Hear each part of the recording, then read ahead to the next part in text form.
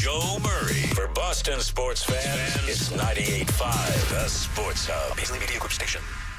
Sports Hub headlines. Presented by Celsius Energy Drinks. The National League blew a 6-0 seventh-inning lead, but still won the All-Star game last night, 7-6 in Atlanta. This one was decided in a home run derby swing-off after the two teams played through 9 innings to a 6-6 tie.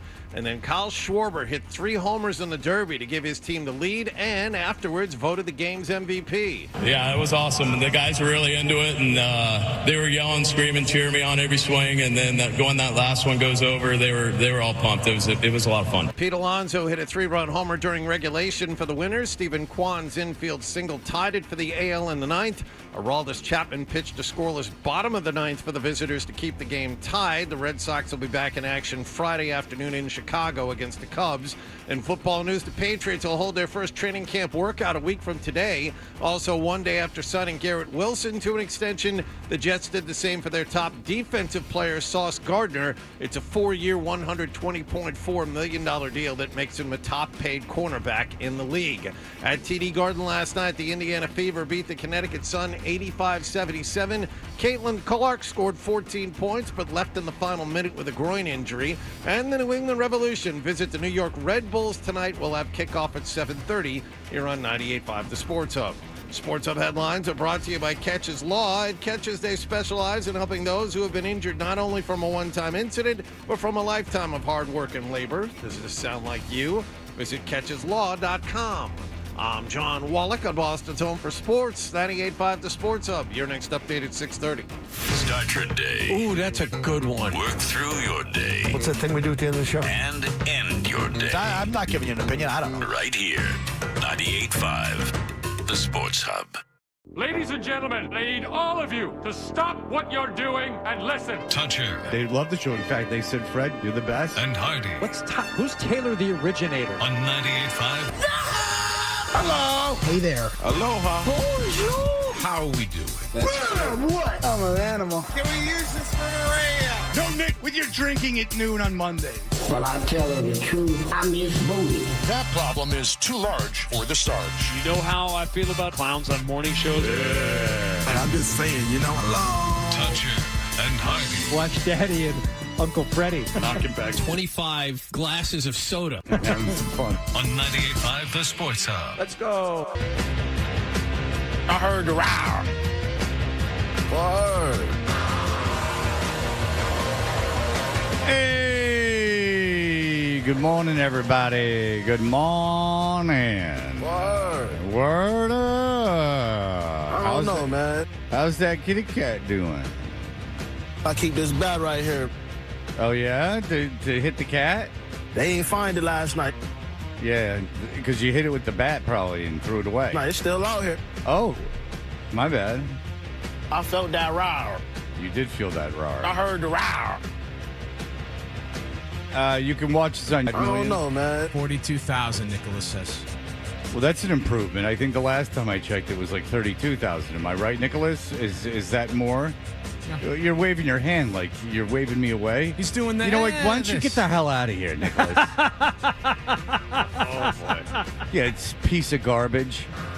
By the way, in all seriousness, I saw something on TV when we walked in that this is, Nick, come to the microphone. This isn't bad. So just, you can walk at a quicker rate because it's not going to be bad. Mm-hmm. Can you hear me? Yes.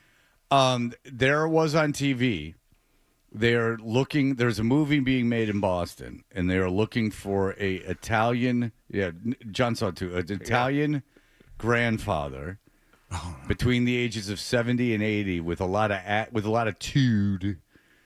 And how old is your father? He just turned 70 this year. Yeah, no acting experience needed, Nick. And it pays like $1,500 a day. Do you think he would be able to do that or no? Maybe. I'll see if he's available. He's very busy. Oh, he is? Oh, yeah. Well, because of the festivals and everything? Festivals, shaking hands, kissing babies, But is it because of the festivals that he's very busy? No, he's not very busy at all. Oh. Okay, so yeah, if you could, maybe inquire today just text him or however you communicate with your father if you do it all. You only call me when you want me to be a movie star. Oh, it's so nice you think I could be a movie star. Maybe you could play a role of a good son.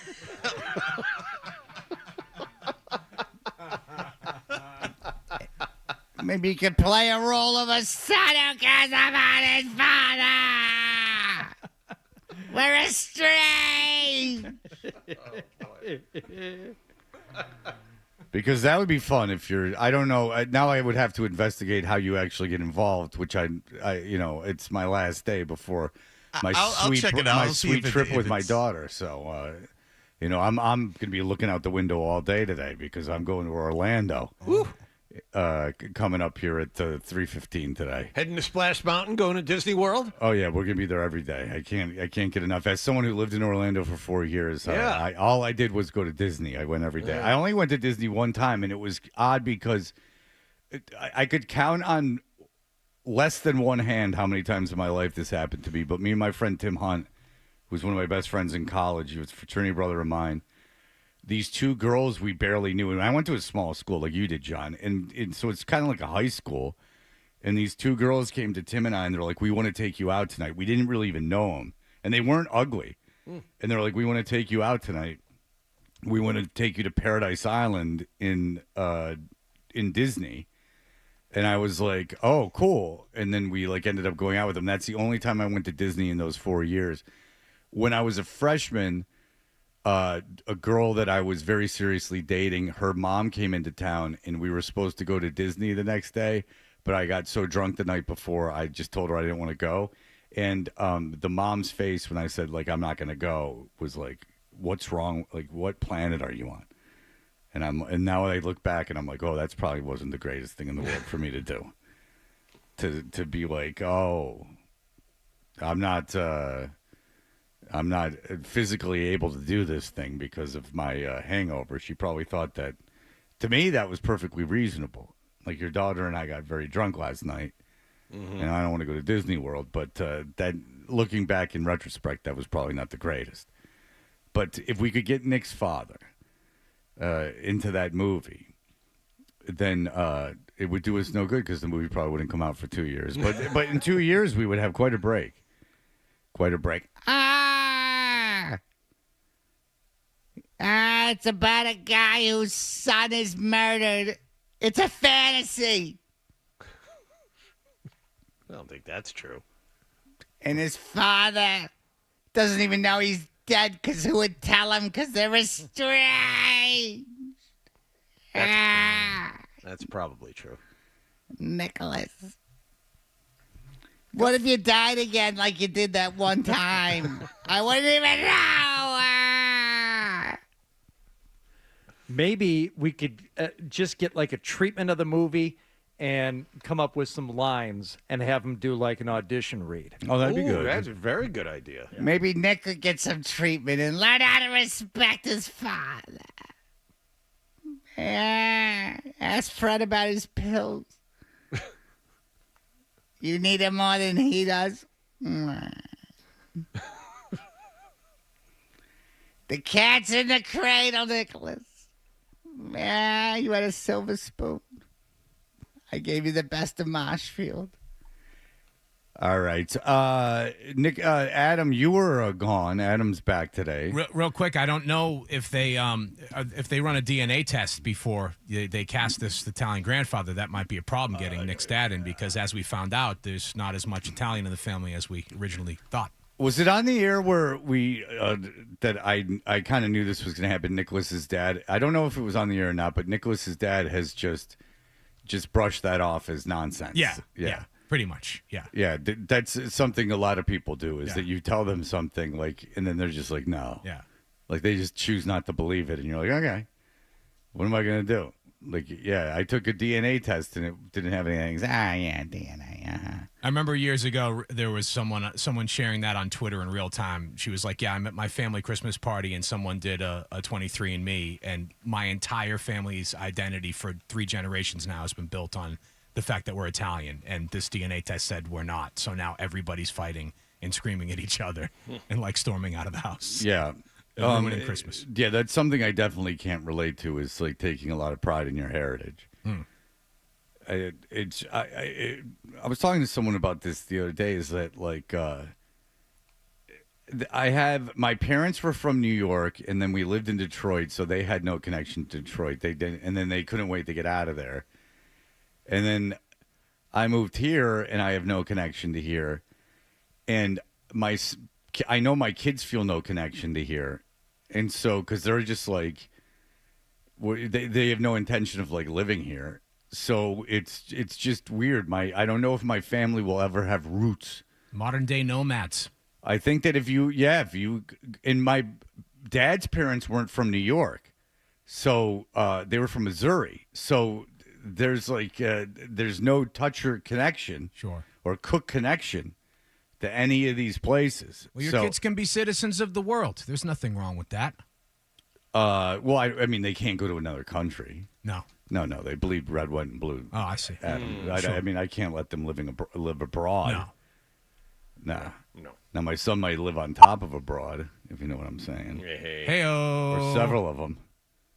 But there you go. So, yeah, I am going to Orlando, Florida. My son has a baseball tournament. I don't know how much he's going to play, but that doesn't matter because I'm not staying by the baseball tournament necessarily. I'm staying like 20 miles from the baseball tournament. I have no intention of going to every game, but I'm with my daughter. Now, all I know we're going to do is go to this chocolate museum. And then I've done very little research beyond that. And I haven't lived in Orlando since the late 90s, so I don't really know what the deal is there.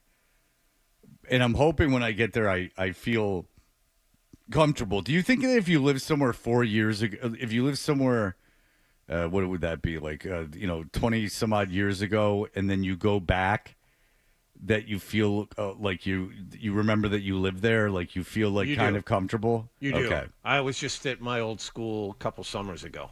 And so, yes, you do feel that connection. I'm wondering if I'll like know my way around too. Like, I'm hoping that happens because that's always a good feeling when you know your way around. It can't have changed that much, right? I mean, it had already done all of its developing by the time you were there, Orlando. But okay, so Orlando, and you have to understand, people say Disney's in Lake Buena Vista, which I'm not even sure where that is in relation to Orlando. I've been to Disney, obviously, but I'm not positive where it is in relation. It's not that close. So downtown, Winter Park's like a suburb of downtown Orlando. Yeah. Like it's a very affluent suburb. It's quite nice. In fact, it's one of these places where I've like Zillowed stuff, and it's every bit as expensive as Massachusetts. Like it's on. There's a million lakes around there and stuff. Shaq used to live there. Like there's a lot, but the thing about Orlando is like they have a lot of trouble getting things to stick. Church Street Station is this place that was a rail yard in like the late 1800s and like 1900s. They had done in the 80s this project to make it like a downtown kind of restaurant entertainment area. And when I was in college, then it failed. And then when I was in college, Louis Pearlman, the great Lou Pearlman, serial molester, was involved in an NSYNC guy and everything. Was involved in this rebuilding of it. So we would go there because there was all the bars sucked, but there was a bar where a 2-for-1 Jack and Coke. So we would go there. Artie Lang special. And like they had a Howl at the Moon, which we refused to go into, but they tried to do it. And so yesterday I Googled it with my daughter because I was like, I wonder if there's like something a 15-year-old girl would like doing there with like double Jack and Coke. She's a big whiskey drinker. And so and then it said that it's like not really around anymore. So I think things change. Yeah. There, I don't think that the stuff that was there when I was there would necessarily still be around. It's a very transient type of situation. And I don't even know, when I lived there, there was talk of the San Francisco, and I know it was probably bluffing, but there was talk of the San Francisco Giants moving there. So it was this like one of those cities that was growing extremely rapidly, and I don't think that's the case anymore. even though the guy from my lottery dream home, that's his home base, and I would figure that would get a lot of people to move there. But my understanding is it's not a place where a lot of people are moving anymore. They're all moving to the great Austin, Texas, and then they move there and they go, "Why did I move here?" Ruin the city. Yeah. Well, no. I mean, Austin's a dump. It's a real dump. So why'd the lights just go out in there? That happened yesterday too. I don't know. Yeah, that's weird. Interesting. maybe they're trying to please you by saving some electricity. That's right. So I'll be curious to see what that looks like, kind of visiting after being away for a couple of decades. Hardy, when's the last time you were in Albuquerque? Because you were in Albuquerque, living there a couple of years before I was, and have you gone back and visited since you left? Yeah, but not since I was in Las Vegas. Okay, so it's more than 20 years. Gotcha. Yeah. I've been back to Orlando. I've been back to Winter Park not so long ago, but I was only there for like a day, so I don't really know what I'm going to do. I'm going to have my daughter take a tour of Rollins, and I'd have my son do it, but you can't have the baseball coach until the 1st of August do anything with them. But I would have had my son do it, but he's not going to want to, and he's with his mother. And now she's trapped at the team hotel, and I'm not. Like right now?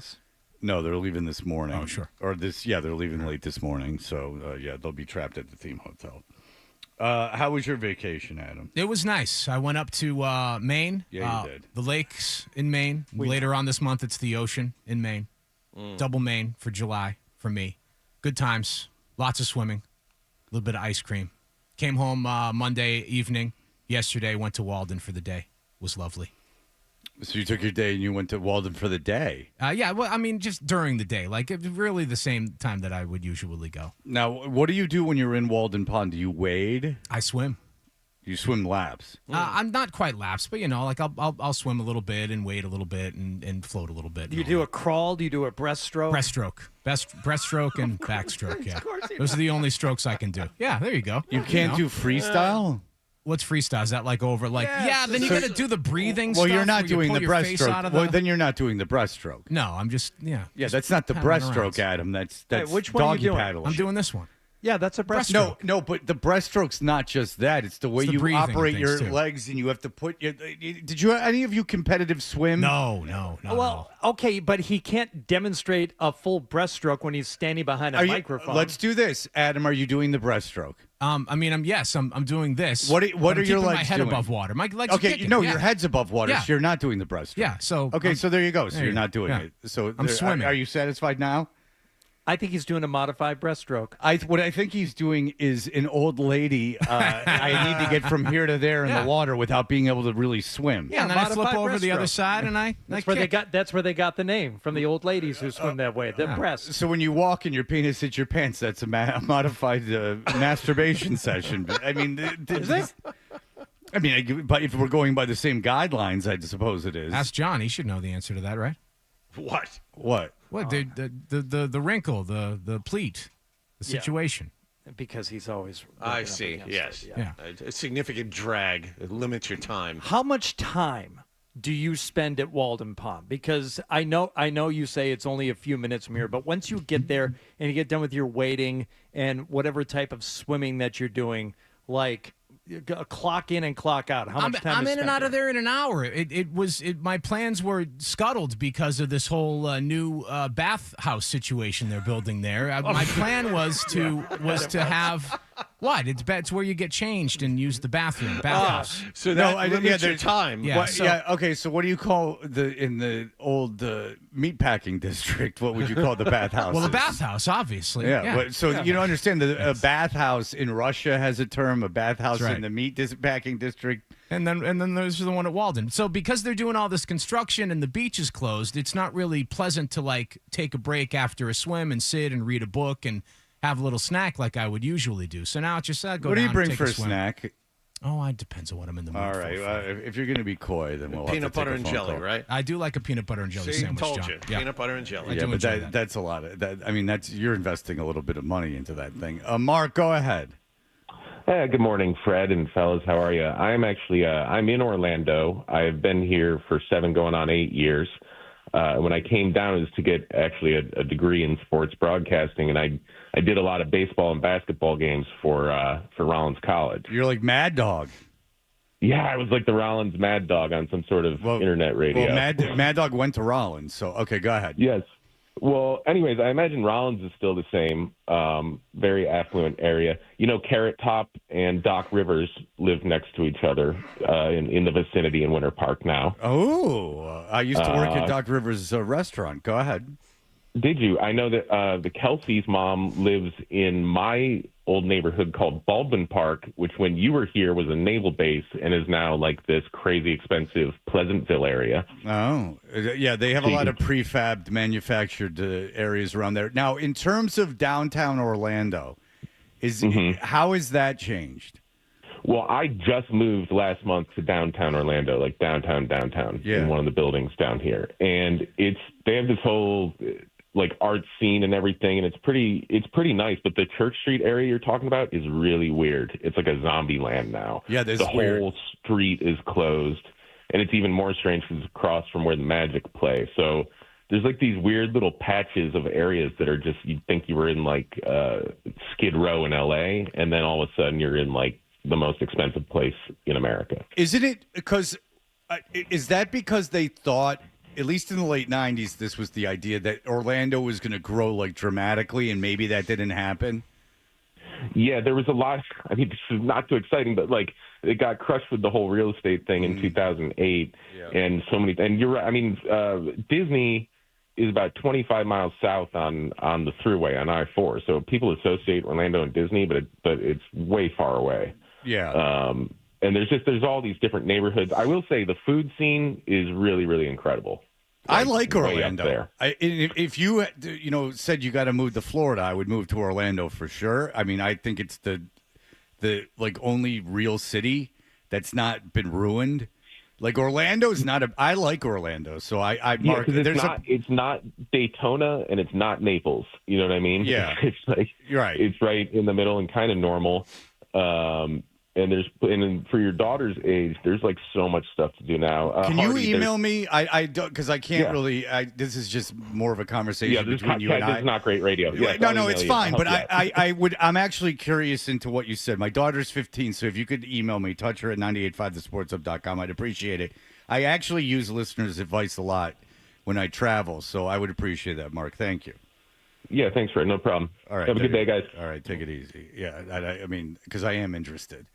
But that is true. If it's not close, like if you said you had to move to Miami, Tampa, Jacksonville, or Orlando, or West Palm, there's not a question. There's not a second or third choice. I would just move to Orlando. You don't want to move to West Palm.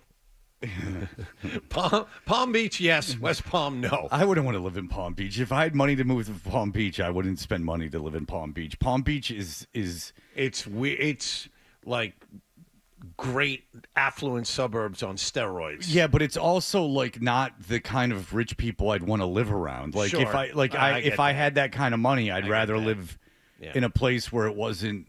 No, I see it. Yeah, like you go over that like, bridge, just like that gauche wealth, like that, like Trumpy wealth, like a lot of Lamborghinis and nonsense. It's like the Florida version of Rodeo Drive is Worth Avenue, and that's exactly what you're talking about. But I would rather live on Rodeo Drive. It's just this Florida-y wealth. Like it's people that are very wealthy, but they spend their money on like gold. Like, you know what I'm saying? Like they like buy gold fixtures. Yeah. Like it's not like a kind of wealth I find impressive. It's like a wealth that it just seems like you're an idiot that got money, and then now this is what you should do. Now I'm not talking about Tom Brady, who like lives on an island. It's like him and like the Queen, like on this one island. But in terms of the other stuff, that's fine. All right, look, we got to take a little bit longer to open the show. First of all, people love the beginning of the show, and I'm not being sarcastic because there's no plan. But my whoopsies, live radio. But not a lot happened yesterday. But apparently the All-Star game ended in crazed fashion, And I've seen a little bit of it, and people are saying this is how baseball should end. And then I would say, oh, so you just hate baseball because you want to get rid of one of the two important things that are going on in a baseball game, which would be the pitcher. So you just want to get rid of pitchers. Okay, that's fine. That's not baseball, but very good. You could do a free throw shooting contest in basketball too. All right, we'll be back in just a moment. Toucher and Hardy, 98.5.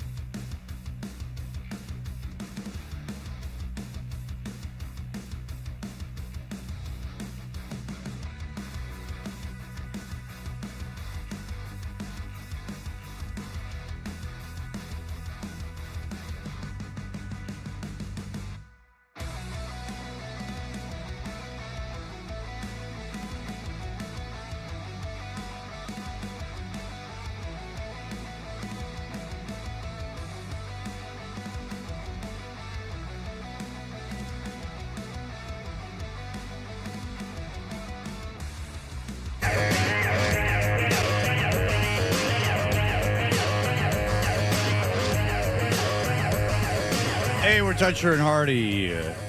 What happened last night is brought to you by Leonard Hair Transplant Associates, where your hair doesn't have to be a game of what happened. So change your lettuce and change your life with Dr. Matthew Lepresti at 1-800-GET-HAIR. Hardy, what's going down in the streets? Well, in the streets of Atlanta last night, it was the Midsummer Classic, the 2025 MLB All-Star Game, and a couple of great pitchers to get things going last night, but then he had some great bats. Always had the home runs, but he's hitting 280 this year. He's showing off that home run power here. It is gone. Pete Alonso goes the other way. A 3-run shot to break it open. Oh, break it open indeed. That made it 5-0 for the National League. They would build upon that, have a 6-0 lead until he transforms. It's been tough to hit. Fastball is hit hard in the air to left center field. Back goes Stowers. It is gone. The American League is on the board on a home run from Brent Rooker. Brent Rooker with the 3-run blast made it 6-3. The American League would eventually come back to tie the game. Now, as we've seen before, the All-Star game can end in a tie, right? Wrong. Not anymore. They fixed that, and they had a swing-off where they brought out the net. I don't know who was pitching. I don't think it was a pitching coach. Who would? Did you see who was on the coach, mound? assistant coach, whatever. They just pull some guy out of the ball, pull some guy out of the dugout. Here, you do it. You know. Line up 3 guys from each side. They had discussed before the game who would be the 3 batters, almost like you would say to somebody in a hockey game, hey, you're going to be in a shootout tonight if we end up needing The best part was, you would hope that Ohtani would do it for the National League and Judge would do it for the American League, but neither guy was there. They had both left before the game was over, so they couldn't participate. How do you leave before the game is over? Because they don't give a crap about this game. Yeah, you want to fly out. You want to fly out. Get on their private planes and go home. I would almost think that's not allowed. Look, you're an all-star. You're going to be in the game. Now, you're going to have to stay for the whole game. I okay? know. Do you remember when Lou Whitaker went to the All-Star game and it was back when the players wore their own jerseys and Whitaker forgot his jersey, so they had to go into like the fan shop in the whatever stadium was having them and buy one? No. Yeah, Lou Whitaker forgot his jersey at an All-Star game one time. So I liked it when they wore their own jerseys. Yeah. I mean, it was so superior. It was so wonderful. Well, everything was better back then. Mm-hmm. So 3 players from the American League, 3 players from the National League. Everybody gets 3 pitches. 3 swings. 3 swings. Yes. Excuse me. I don't know if swings. it's pitches or swings. Nah, I have 3 no swings. idea. But Kyle swings. Schwarber made the most of all 3 of his swings. Aranda slices a fly ball to left center field, headed towards the wall, but short, and the National League wins it in the first swing off. What happened was Schwarber hit a home run. Oh, that was... And then the American League needed a homer to keep the thing going and a I run to see. fly it out, All so right. that was the end. All right, I thought that was Schwarber's swing. Anyway, he's what'd you think? What did the fellas think, Kyle, about that whole swing off? Yeah, it was awesome. The guys were really into it, and they were yelling, screaming, cheering me on. Guys that were there. Yeah. Yeah, everyone was so into it. Whoever was left over who had to be there. Yeah, it was the best party ever. A lot of people stayed for 5 minutes, but the ones that remained, it was insane. The guys who didn't want to have an early check-in at the airport. Yeah, it was just the couch at Animal House that they put Flounder on, but that was all that was left. But it was me and Jug Dish and everyone else who was still sticking around. Yeah, it was the kid from Milwaukee that was the 12th choice and me, and then everyone, he was super into it, Swing, and then when that last one goes over, they were all pumped. It was a lot of fun. And so the first I heard of it was this morning. I saw, again, it's from Sports Illustrated, who I'm really going to unfollow. It's enough.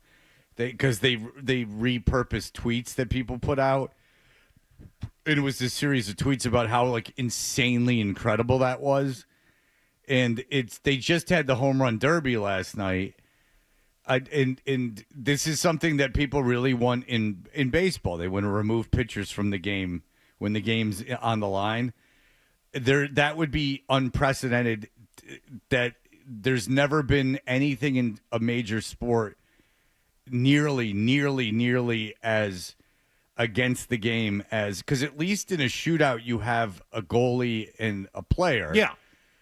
So there is the team is defense. represented defensively at that point. So now, if you had a pitcher throwing to a batter and they had to hit a home run, I suppose, but that would be kind of like a shootout. But the idea that you're removing pitchers from the game, and this was very exciting to people, and especially like baseball writers, I would think that you just hate baseball because pitchers are, if not more, at least 50% of a team. And if you go by their importance, more than that, really.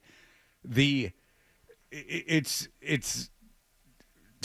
very odd to me that people like wet themselves over it so much. It was batting practice.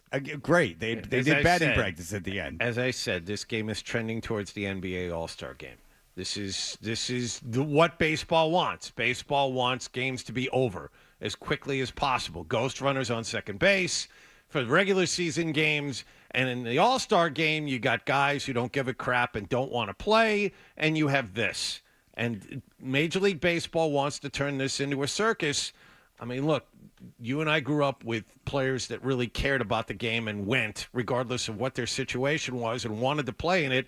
Now, players don't want to play in it. They want to leave as quickly as possible, and you have home run derbies to decide it. Okay, great. But don't expect baseball to increase in popularity among fans. This is not how it works. Yeah, and it's not particularly interesting, but I am more shocked by that people are like, this is the greatest, this is what they should do in regular games. And you're a baseball writer. So pitching is of no interest to you. So you gut through, like you gut through having to watch someone pitch, like you wish it was a BP. You wish there was a screen on the field. No, they just don't like extra innings.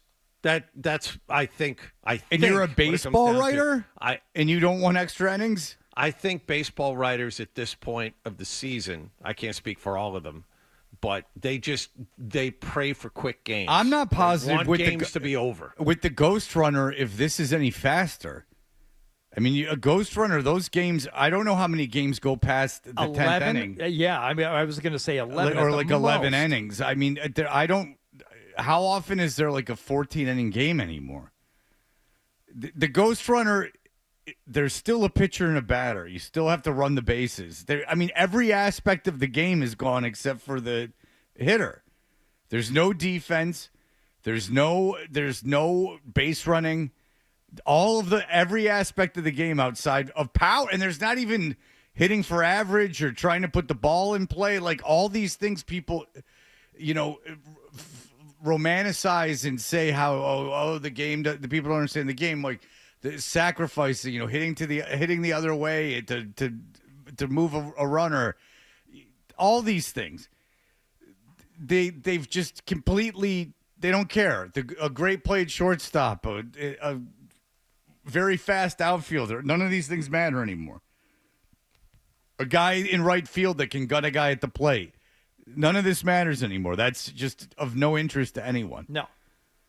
And again, you can do whatever you want in the All-Star game. I'm not going to be up to see it. And once Skeens and Scooble were out, I didn't care anymore.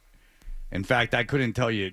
I know I saw Kershaw pitch to two batters. That was actually kind of fun. They mic'd him up. Yeah. He was talking, I'm going to throw a fastball while he's in mid-wind-up. That was kind so of my thing with that is that, I watched it. So I watched that. But once that was over, the cavalcade of pitchers they put out, to my understanding, were not guys I was overly familiar with. And that makes sense. That tracks, considering everyone turned it down. In fact, the only kid I might have known really that pitched after that, and I haven't looked at the box score, was the kid from Milwaukee. Because Mizorowski, yeah. Thanks, John. Rosenthal asked him a question about how everyone didn't want him on the team and how his teammates treated him. So I did see that. And I would say I did like the fact that they were able to put their own uniforms back on. I hadn't realized it was 6 years of trying the All-Star uniforms. But my guess is that the All-Star uniform purchase frenzy did not come to fruition. And Major League Baseball decided 6 years was enough. Hey, we're not making any money. Yeah, nobody wants these things. They're ugly. No one Yeah. cares. So just put everybody back in their own But uniforms. the Mizorowski thing, Fred, the kid, and I read this, I was not up to see it. The kid threw a 98-mile-an-hour slider and a 103-mile-an-hour fastball. It was a video game. Only this kid, who's like really tall and thin, was throwing bullets, and everyone, it gives you the photo op of everyone in the dugout going, wow. He threw a scoreless inning. Good for him. I think it was the seventh or eighth inning he threw. Yeah. So, but based on what this game has turned into, great. You have showtime there for an inning. It's an interesting thing for young kids to go, wow, that guy throws really hard. Yeah. Well, I mean, that's kind of cool. I mean, if a guy throws that hard, but, I'm looking at who pitched. Shane Smith, of course, everyone's favorite. Yeah, he's good. Carlos Estevez, which of course is you've paid to see that guy. If you're, I'm not going out to the ballpark on some random Tuesday night, but if Estevez is in town, I'm going. Chris Bubeck, the Boober, who else don't I know? And then Joe Ryan, I've never heard of. So those are the pitchers I've never heard of. The rest I have heard of. Ryan is interesting because his name has come up in trade talks. That is interesting, John. Thank you. That's fascinating. With the Red Sox. Oh. That's why locally people would care. Yeah. Listen, you've got your finger on the pulse. Jason Adam, I've never heard of. I'm just my own ignorance. J-Ads. Yeah, we call him J-Ads. Ooh, who's McGill? Trevor McGill from the Brewers. I've never heard of him. So anyway, that's why I don't watch anymore. I saw, when Kershaw came out, I went and did other things. But then I came down to turn off the TV, and they were talking to the kid from Milwaukee, which John always pops in to say, I know his name. Mm-hmm. I know his name. Mm-hmm. I'm the guy who knows his name. Mizorowski. That's the kid. That's him. He gave up a hit, though. That son of a bitch. Terrible. How dare he? Well, there was one other big game last night, and it was here in Boston, and all eyes were on it. Not just those at the Garden, which was sold out for it, but if you wanted to look at something sporting on the TV last night, this was your other option. We'll get to that next. I can't say any better myself, Adam. You just Word. Go to break. Go to break. Essential Sports Hub headline presented by Celsius Energy Drinks. National League won the All-Star game last night, 7-6 over the American League. The two teams played through 9 innings to a 6-6 tie, and the game was decided with a home run derby swing-off. Kyle Schwarber hit 3 homers in the swing-off for the National League for the win. He was voted the game's MVP. The game is in Philadelphia next year. Red Sox back in action Friday afternoon at Wrigley Field against the Chicago Cubs. New York Jets have made Sauce Gardner the top-paid cornerback in the NFL yesterday. They signed him to a 4-year, $120.4 million contract extension. In WNBA news, the Indiana Fever beat the Connecticut Sun 85-77 at TD Garden. Caitlin Clark, 14 points for the winners, but she had to leave in the final minute with a groin injury. And the New England Revolution visit the New York Red Bulls in scenic Harrison, New Jersey tonight. We'll have the game at 7:30 here on 98.5 The Sports Hub. Sports Hub headlines are brought to you by Dr. Matthew Lopresti and Leonard Hair Transplant Associates, the hair doctor of Hardy, Rob Ninkovich, and Wes Welker. Call 1-800-GET-HAIR for your free consultation.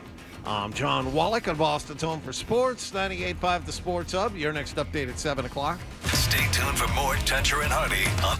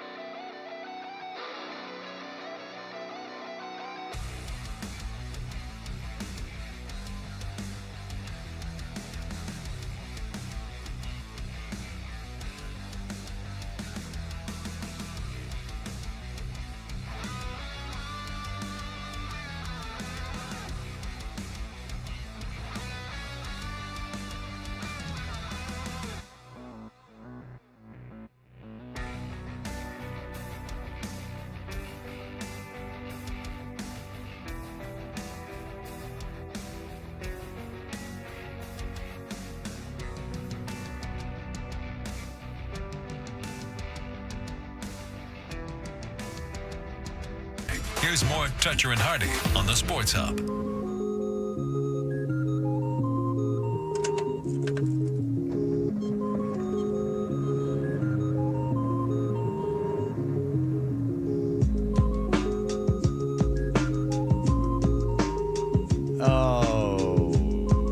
Never allowed to release this Souls of Mischief. They couldn't clear the sample, the taxi. Yo, the jam was fly. Yo, my now it's Have you ever heard Dirty Laundry by Danny Brown, Adam? Dirty Laundry by Don Henley. I believe I have, yes. Where he's doing the character, like the old character, and he tells a story about how he had sex with a stripper for actual change. Nickels, pennies, quarters, actual change. And then at the next day, because he was going to do laundry, he had forgot his wallet. And then he was able to finagle her with change. And then the next day he saw her doing laundry. He's an interesting character. Well, he was actually doing a character for that. Yes. There's a video where he's doing a character. I like when he's on Eric Andre's Rapper Ninja Warrior sketch. It's a good sketch. Well, no, it's Eric Andre, so it's. Oh, that's right. You're not an Eric Andre. Yeah, and I don't believe you are either. No, I am. I really like the Eric Andre show. Well, especially really? the early seasons. Yes. Even after that he quit the Johnny Knoxville show, and then Johnny Knoxville said, "I think he's used to being the hammer, and in this he was the nail." Doesn't change what he did, and I find what he did funny. I was just watching his crashing a Mensa sketch. Where and what did he do? Scream? No, he's wearing a suit of armor. And he screams? No, not in that one. Uh-huh. But he does scream when he jumps out of the trash can and says, "Congratulations!" and almost gets beat up. Yeah, and then he screams and yells. I'm surprised you don't. I mean, obviously, that's fine if what you agree with what, and I happen to agree with what Knoxville said about him. But I'm surprised you don't find his early stuff funny.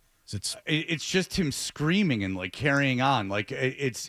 That's the intro to the show, and there's some of that. Oh no, it's not like it's not at that level through his interview the whole thing. show where he did like the fake talk show. That's entirely what it is. It's not at that level the whole time. I think you need to watch more of it. There's some of that, sure, but that's the whole point of his interviews was to scream. He was Tom Green, like kind of at the end, just like when Tom Green was on Saturday Night Live and he was just screaming at Lorne Michaels in the bathtub. That's my impression of Eric Andre, but what do I know? That's a good one, too. What do I know? All right. What's going on? What are you going to do? He was at Hunky Dory's, Danny Brown, in that story. Says, I was at Hunky Dory's, got some dances from Lori, left my wallet at home. Ain't want to hear that story. In the car, I had changed from laundry. Had to wash clothes, told her I'm sorry. He had actual change.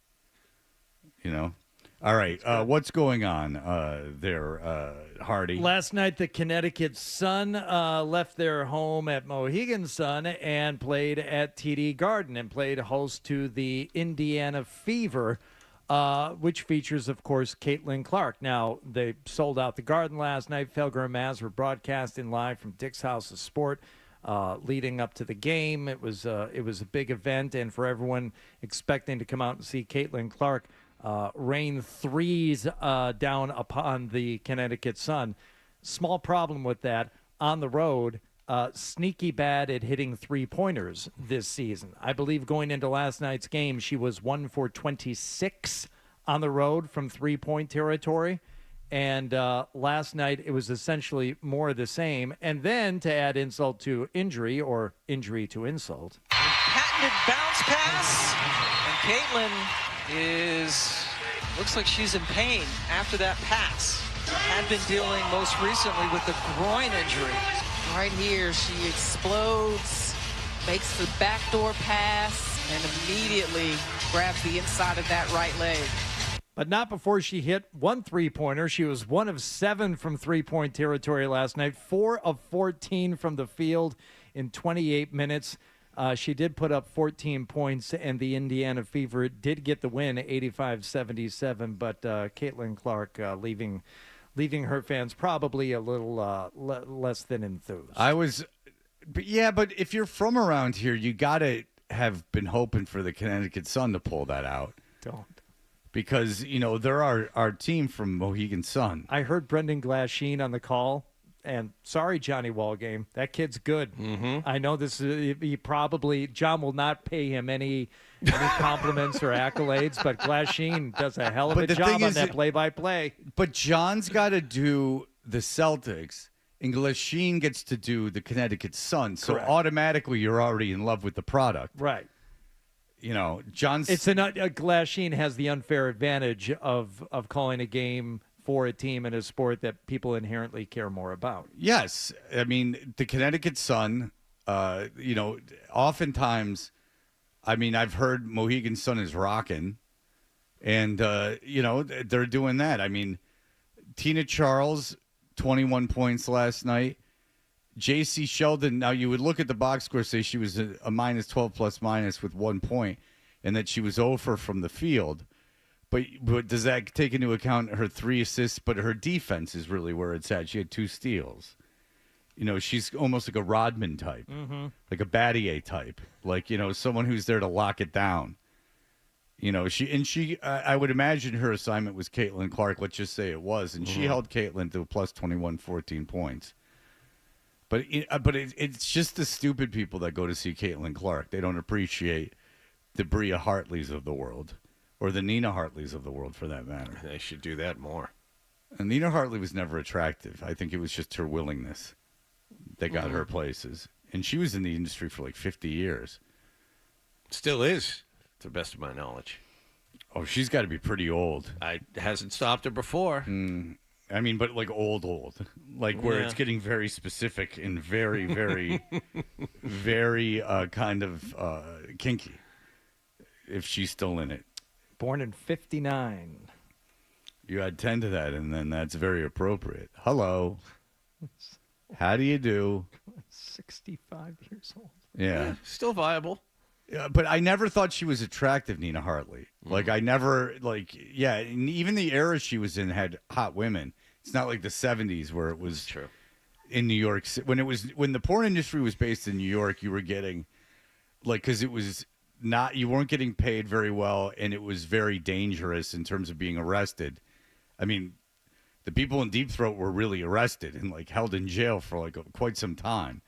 So you could understand why they would be ugly, but the 80s with the rise of the video cassette, they started to get much more attractive. But Nina Hartley, I never felt. No, she's not an ugly woman. She just doesn't have a particularly good body or a very nice face. I mean, of course, I've watched her work and enjoyed it because nothing else was around. I mean, especially in the era of the VHS. I mean, if she was the star of the movie, that's what you got when you're trading tapes in the fraternity house. Sure. But she was in a lot of films. Well, as recently as 2020, she was still winning adult film awards, but for best non-sex acting performance. Oh. In Girls of Wrestling, and the year before that, she won the same award for a film called Future Darkly. I can't even read what that word is. I'll tell you this. The ladies of wrestling had Sable and the Fabulous Moolah. She was so fabulous. And then her friend gave birth to John Henry, and it was a hand. Do you remember that? John Henry got the other old lady wrestler. He got her pregnant, and she gives birth on this gurney, and it's to a rubber hand. Yeah. Brutality.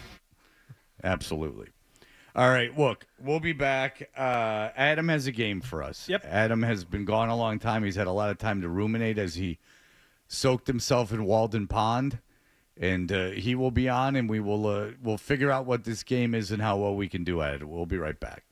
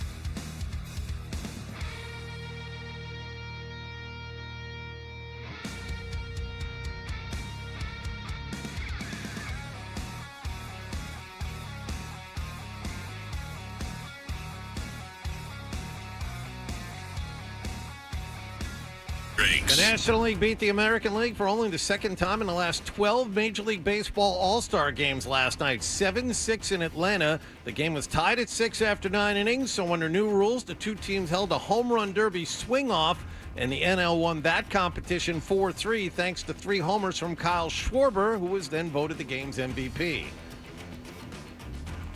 There's a lot of guys who deserve this, but I'm happy that it's going home with us, the Philly. The AL scored 4 runs in the 7th inning and 2 more in the 9th to tie it, and then the Red Sox, Aroldis Chapman, got a 1-2-3 bottom of the 9th on 14 pitches to force the swing off. The game is in Philadelphia next summer. Red Sox are back in action Friday afternoon in Chicago against the Cubs. The New York Jets made Sauce Gardner the top-paid cornerback in the NFL yesterday. They signed him to a 4-year extension worth $120.4 million. The Indiana Fever beat the last-place Connecticut Sun last night, 85-77 at TD Garden. Caitlin Clark had 14 points, 8 rebounds, and 7 assists, but she also had to leave in the final minute with a groin injury. And in soccer news, the New England Revolution get back to work tonight. They visit the New York Red Bulls. The Red Bulls are 7-1-2 at home this season. We'll have the game at 7:30 here on 98.5 The Sports Hub. Sports Hub headlines are brought to you by the Albrecht Auto Group, Zoe's Auto Dealer. Purchase any new vehicle from one of their 8 dealerships and get the Albrecht Advantage, a 10-year, 150,000-mile limited powertrain warranty backed by Allstate Insurance. Connect with Albrecht at albrechtauto.com. I'm John Wallach on Boston's Home for Sports, 98.5 The Sports Hub. Your next update at 7:30. Listen to it, laugh at it, get mad at it, agree with it, argue about it. It is Boston Sports. Boston Sports. And it is all we do. 98.5 The Sports Hub. Half toucher. Dressed like a gorilla. Half Hardy. A big, beautiful ball of flame. And a whole lot of Boston Sports. And I have had many offers to become an insider. Sports Hub.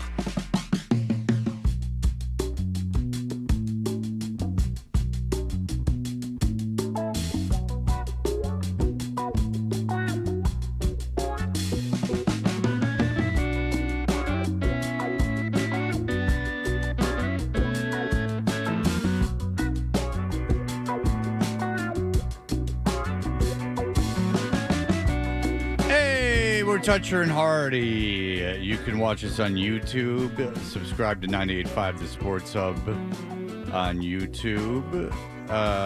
What's going on? Adam, you have some kind of game for us? I have a game to play and a little peek at my creative process. I thought you guys would appreciate this. This is the voice memo that I recorded when I woke up in the middle of the night, about 2 o'clock in the morning. Not overnight, but a couple of nights ago. Jeans brand or farmhand? So is it like blue jeans from back in the 80s, or is it a farm league guy that was drafted by the Red Sox? So that's the idea that popped into my brain in the middle of the night. So good thing you're getting these thoughts on paper. It sure is, because it gave me this. The baseball draft is done. Now the game has begun. Red Sox or blue jeans, babe. So we're going to play a game called Red Sox or Blue Jeans. That's what this... Well, you don't like that intro, Hardy? Is that, no, is that a hard one? I am now 2 for 2 amazed at your vocal prowess. Now, that one doesn't necessarily... roll off the tongue? No. Yeah. There's some problems with the timing and the rhythm of it, and it doesn't sound exactly like Neil Diamond, but that's 2 for 2. Where vocally, it's very impressive. Well, I do have a separate outro we'll get into after the game. Okay. I can critique that as well, God. because I had two concepts to work with here. But yes, the game is simple. I'm going to give you a name, and that name is either a Red Sox draftee from this, draft from a few days ago. Okay. Or it is a name used in a world famous jeans brand from over the years. So you got to know your Red Sox and you got to know your high fashion to succeed at this game. And again, how is it used with the jeans? The name that you're going to say is either a recent Red Sox draftee or what? It's going to be part of a Red Sox draftee, or it's going to be part of the name of a jeans brand. If he says the name Ricky Sassoon, then it would be a jeans brand. If I say Sassoon, it would be the jeans brand. But so, Hardy, if you would be so kind as to keep score for this. Oh, I will. Thank you. I appreciate that. What's the point of doing it if we're not going to keep score? Fred, I'll start with you. I'm going to give you the name Marcus. Is Marcus part of the name of a Red Sox draftee, or is it the name of a jeans brand? Is it Red Sox or blue jeans? Now, if you would have said Gerbeau, I would have immediately Mérité is close to because it is Mérité and Francois Gerbeau. So Mérité is close to Marcus, but I don't think I can make that connection. No, you cannot. I will say, Adam, it's as simple as saying that is a blue jean. Make the woman look real nice. That is incorrect, I'm sorry to say. Blue jeans and blue jeans jacket. It is the name of a Red Sox player, Marcus Phillips, pitcher from Tennessee, was drafted 33 overall. Of course. Oh, well, that's not a bad pick, and that's arguably the best program in college baseball right now. So, indeed. Touche.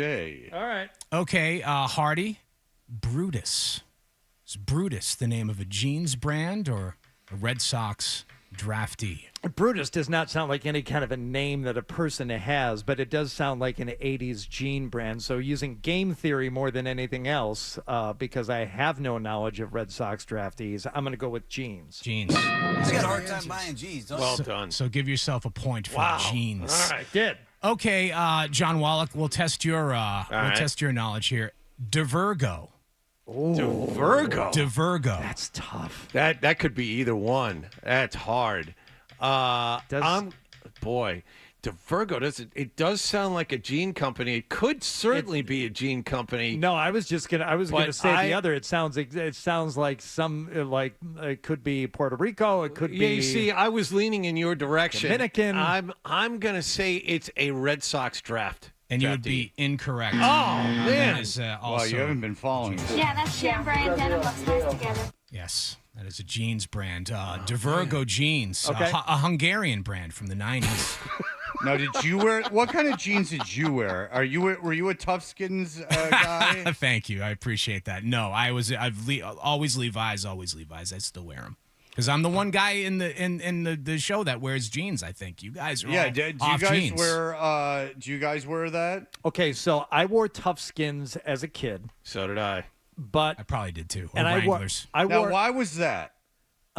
Because my mom probably didn't want to keep buying jeans because we were constantly wearing through whatever clothes we had. We played rough as kids. Okay. On the dirt bikes all the time and out there, climbing rock piles. Because if you wore Toughskins at my elementary school, that was a one-way ticket.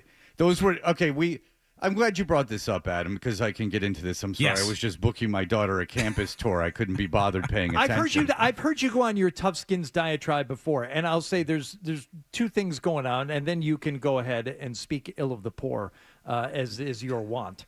Thank you. I believe, number one, it is that slight few-year age difference that every once in a while pops up between me and you, Fred, where the Toughskins were much more prevalent, I would say, mid to late 70s than beyond that. So let's say as a 7-year-old in 78 or 79, it was still okay to wear Toughskins. And I don't think I ever wore them to school because they weren't comfortable. But if you're like just running around and playing on the weekends and stuff, yeah, you had Toughskins on. But beyond that, I don't even know if they were a thing. So number one is the time difference. And then it is your vendetta against people who had less means than you, which I think is just a thing for you. So go ahead. Okay, thank you. If you want to lean into that at this point, that's what we're all expecting. Yeah, because first of all, thank you for correctly addressing my hatred of Toughskins, which is true, in my hatred of the poor, because that's where I'm going with all of this, is that I'm going to go attack both. Yes. So thank you. That's exactly my plan. No, when I was I'm always fascinated that everyone wore Toughskins, because when I was in elementary school, we had guys that grew up on paved roads, and then behind 7-Eleven there were 2 dirt roads. John Farrell was a dirt road kid. When he would show up to football, his water bottle would be rust colored because they had well water that was the color of rust. Henry Yeomans was another kid that was a dirt road kid. These are, not great families, What's wrong with their families? Stuff like you didn't really want to go to their houses. You weren't sleeping over at the Almond house, is what you're saying. No. And so the deal is their families are probably fantastic. I'm joking around, but I wouldn't want to go to their houses. They were dirt road kids. Cigarette shirts, like Newport shirts and stuff like that. But they were dirt road kids, and so you could immediately point out the dirt road kids. And I don't even know if we made fun of them so much. We made fun of the color of John Farrell's water at football because it was, first of all, he had one of those. Water. He had one of those water bottles with like the tube on top that was very thin that you sprayed the water into your mouth, and so that was funny. But he also it was the color of rust. So there was, and I didn't grow up in like a super affluent area or anything. I grew up, in fact, if you look at it now, decidedly, now it's adjacent to West Bloomfield. So if you're looking, but Farmington Hills I would argue a decidedly most parts very middle class area. It was Natick-like, is how I would describe it. Yeah, Natick-y. Yeah, Natick-y, Framingham-y, like a little bit. Yeah. I think that's a fair. I think you and I grew up in similar economic areas. Except I was a dirt road kid until about the age of 10. But you were further from the city. Troy's further from the city, and this is when a lot of things run to. Farmington Hills was paved. So, except for this area. Troy back then was like the country. It's not anymore, but it was at the time. So, like if you showed up to school in Toughskins, it was like kind of a deal. Like not like everyone else had on, like Prada or something, but like you had Lee jeans or Levi's. See that I think Lee was what I probably wore when I was a kid. Same reason that you gave, Hardy, is like, yeah, you're going to be growing out of these jeans in 8 months, so we're not going to spend a whole lot of money on them. So I think that you guys are. I know Hardy was joking around, but you're kind of misrepresenting what I said. Like, I'm not saying that kids wore like cool shoes, like short. I wore OP shorts, like I wore dumb crap. Yeah, but like a rich kid. Yeah, exactly. But Toughskins, and I was an only child, so I did have original Jordans. But the Toughskins was like almost like your parents didn't care about you. They were like 50 cents. Like they didn't sell them at regular stores. You had to buy them at Sears. That meant your parents shopped for your clothes at Sears. Which that was a perfectly acceptable place to get your clothes. There's no way even Adam would have bought his kids clothes at Sears. It's funny. We absolutely shopped at Sears when I was a kid because when it was the closest place to go. But we shopped at Kmart. We didn't shop at Kmart. So you're closer to me in age than you are to Hardy. But what's interesting about this is by the time I got into middle school and kids started giving a crap about and this is elementary school. A little bit elementary. Middle school there was no tough skin. If you wore jeans, you were fine. If you wore sweatpants, you were like, oh well, that kid's destitute. I don't even know if Which they is had like the sweatpants. opposite now. Like if you wear sweatpants now, you're stylish. Now, not everyone dressed as the Blues Brothers every Friday, as me and my friend Alex Cho did. So not everyone was as cool as us. But yeah, if you had Toughskins on, it was like a statement. Like, and I argued to this day that there was no real reason to buy your kid Toughskins. Like you were really screwing them because Lee jeans were not expensive. Like the difference between how many pairs of jeans did you have as a kid? 2? Like it's not that difficult. Like you would have 2 pairs of jeans. Like you didn't have a closet full of clothes. And believe me, I went to private high school. Like I was fine. Like I went to until I got kicked out. 6th grade to 10th grade, I went to a private high school. I'm not claiming that my parents didn't have any money. They lost it all when they were 40 and had to build it back. They got screwed over in a business deal, and my dad lost all his money. And that was a lot of fun being around because he handled it brilliantly. A lot of pacing. A lot of smoking. He just paced and smoked and drank around the house. He just paced in a circle. And so, and grumbled. And so you knew. And what's great for a kid is knowing something's really wrong. And so that happened. But so it's not like we were like super rich or anything. But I do contend that every family whose kid wore Toughskins could have afforded Lee jeans, and they were kind of throwing them under the bus. We got our Lee jeans at the factory outlet down in either Virginia or North Carolina when we were on vacation one year, and I remember buying extras that were longer and too big because there was no guarantee we would be back down that way. right. Your parents summer. did that too? So we would Caldor. We 12. Caldor. Well, that's John. Kmart. That's your Kmart. Yeah, but bought Lee jeans at the factory outlet for years to come. Like, here, you won't need jeans for a while once we get done with this shopping. Yeah, that's just good business. Yeah, I mean, that's once you get that 5% off at the factory outlet, you got to spend way more money than you normally would because that's good business. Yeah. When there's a 5% sale, you triple your buying because at the end of the day, you're going to save that. And with inflation, there's that 5% works out at the end. That Caldor logo with the brown and the orange and the yellow. Oh, it's fashionable. Oh, back in yeah. the day. So many a Saturday there. So when I think of Toughskins, it's more of a generation where parents were just like, F you to their kids. Like, F you. Like, you'll wear these Toughskins. Well, Dad, I get made fun of. I don't care.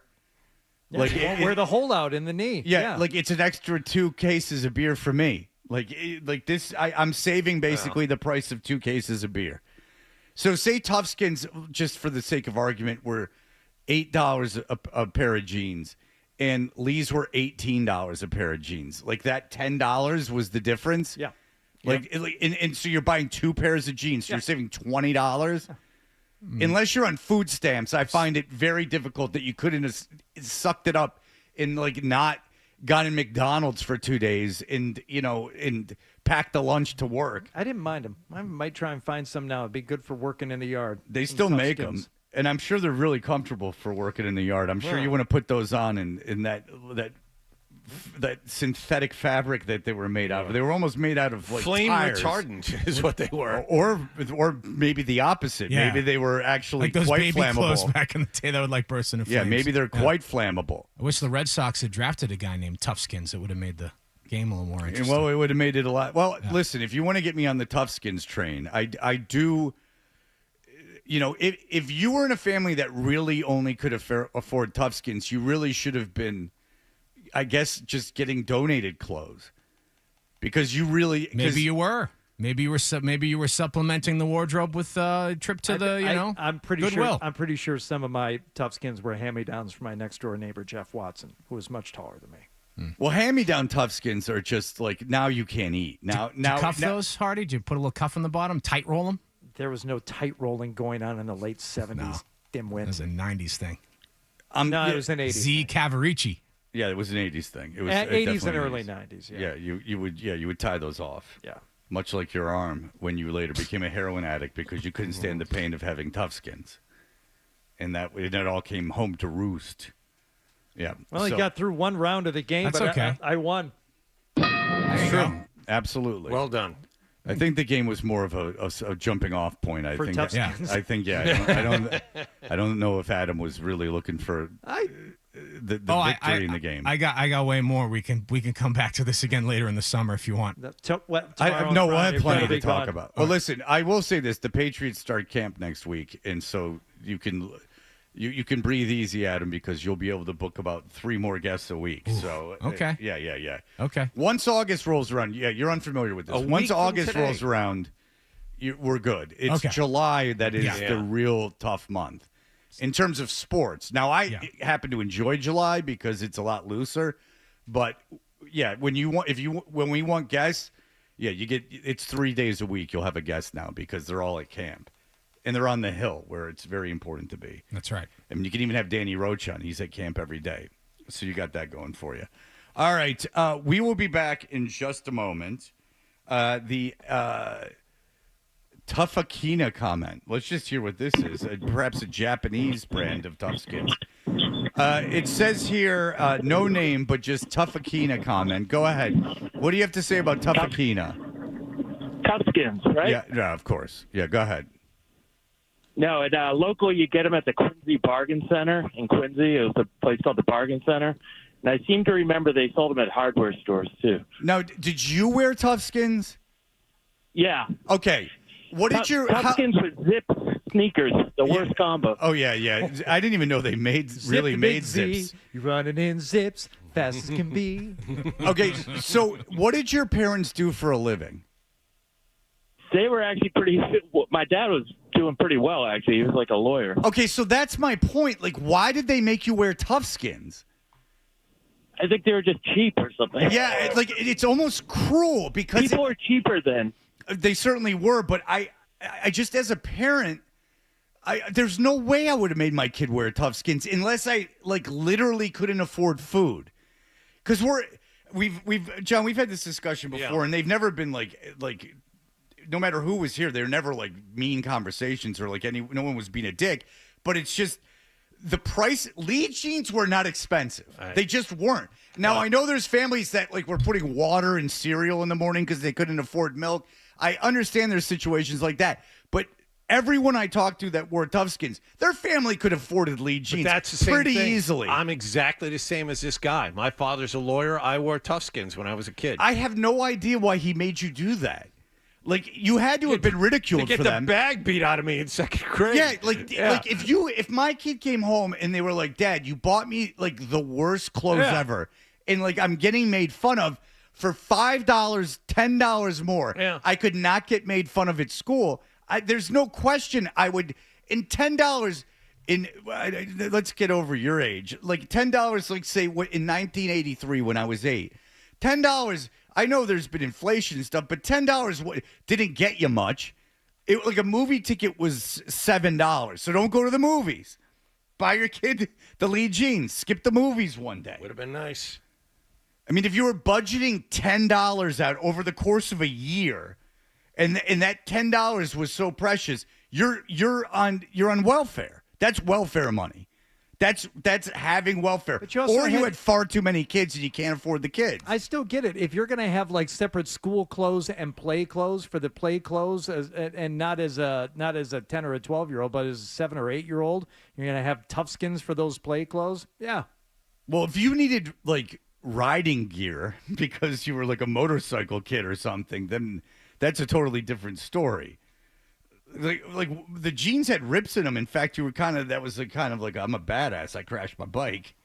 I got some rips in the jeans. No, you put a patch on those things. You don't walk around with ripped jeans. I would not. You couldn't have paid me to put a patch on my jeans. Not even a keep on trucking patch with the big foot coming forward and the thumbs up. There really is an age difference between us. Did you also have a Chachi iron-on from Brody's? I don't know if you ever made the trip to Brody's. No, but I did have the 76 with the peace sign mixed in. Yeah, remember that one? You couldn't get iron-ons anymore when I was a kid. They stopped doing that. All right, we'll be back in just a moment. I got the blue jeans I already bought, and I got the Cubbies for nothing. You're listening to Toucher and Hardy on the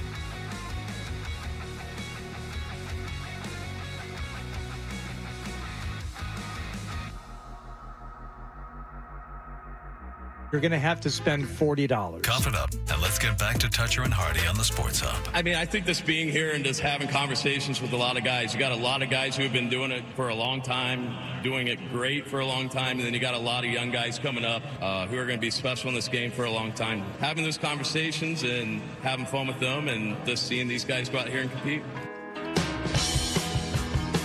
Isn't she come?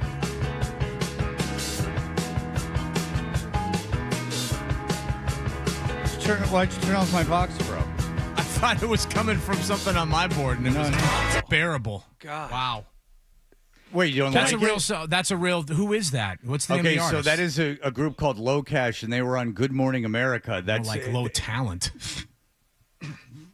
Anyway, continue. I liked maybe it good better that when you he was weren't in here. Maine. Yeah, maybe it was better. too. He wasn't here. Maybe it was better.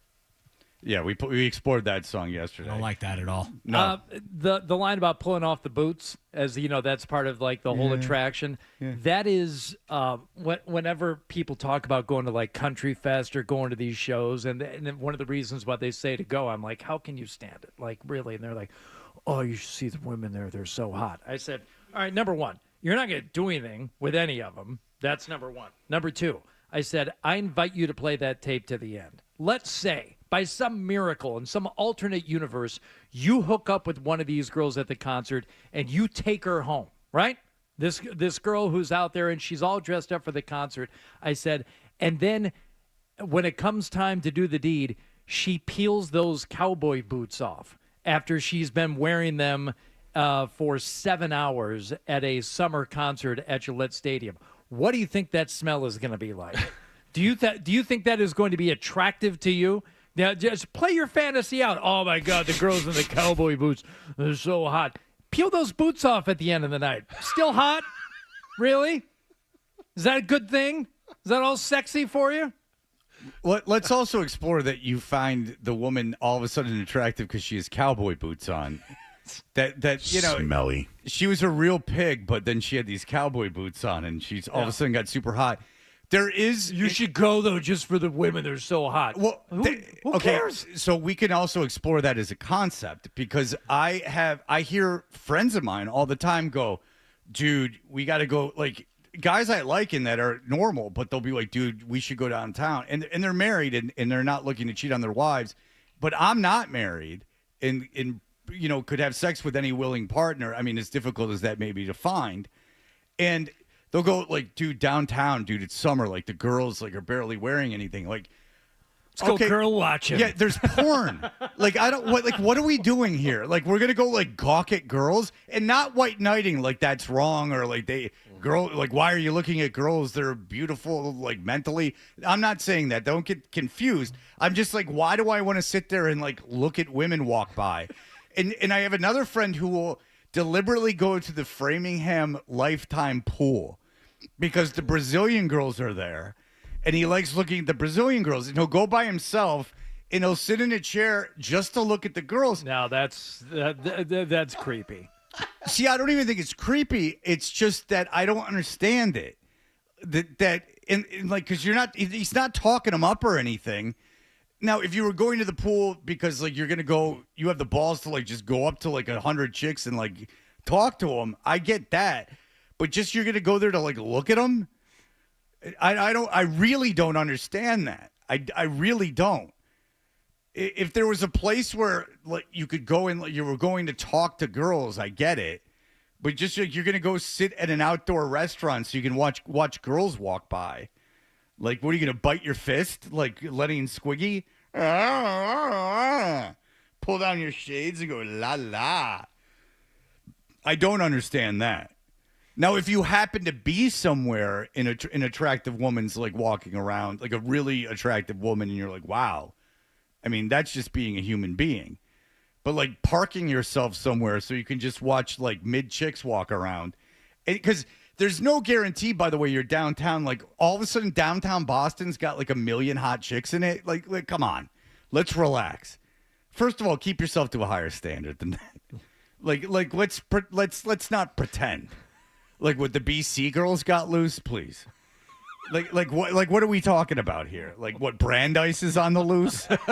like all right, let's control like what we're considering overwhelmingly hot. Let's go go to the river and hang a little closer to the MIT campus. Yeah, like when you go to LA, it's weird because like hot girls are riding the bus. Like hot girls work at Subway. That's like an overwhelming amount of like hot women where you're like, oh my God. Because like every hot woman in the country moves to LA. That's the one place. LA is really the one place where I've been. In Atlanta, when I first moved to Atlanta, I was like, whoa. Like this is like, because every hot girl in the South moves to Atlanta. But LA is really the only place where I've been like, there's hot, like really hot girl, like in really hot.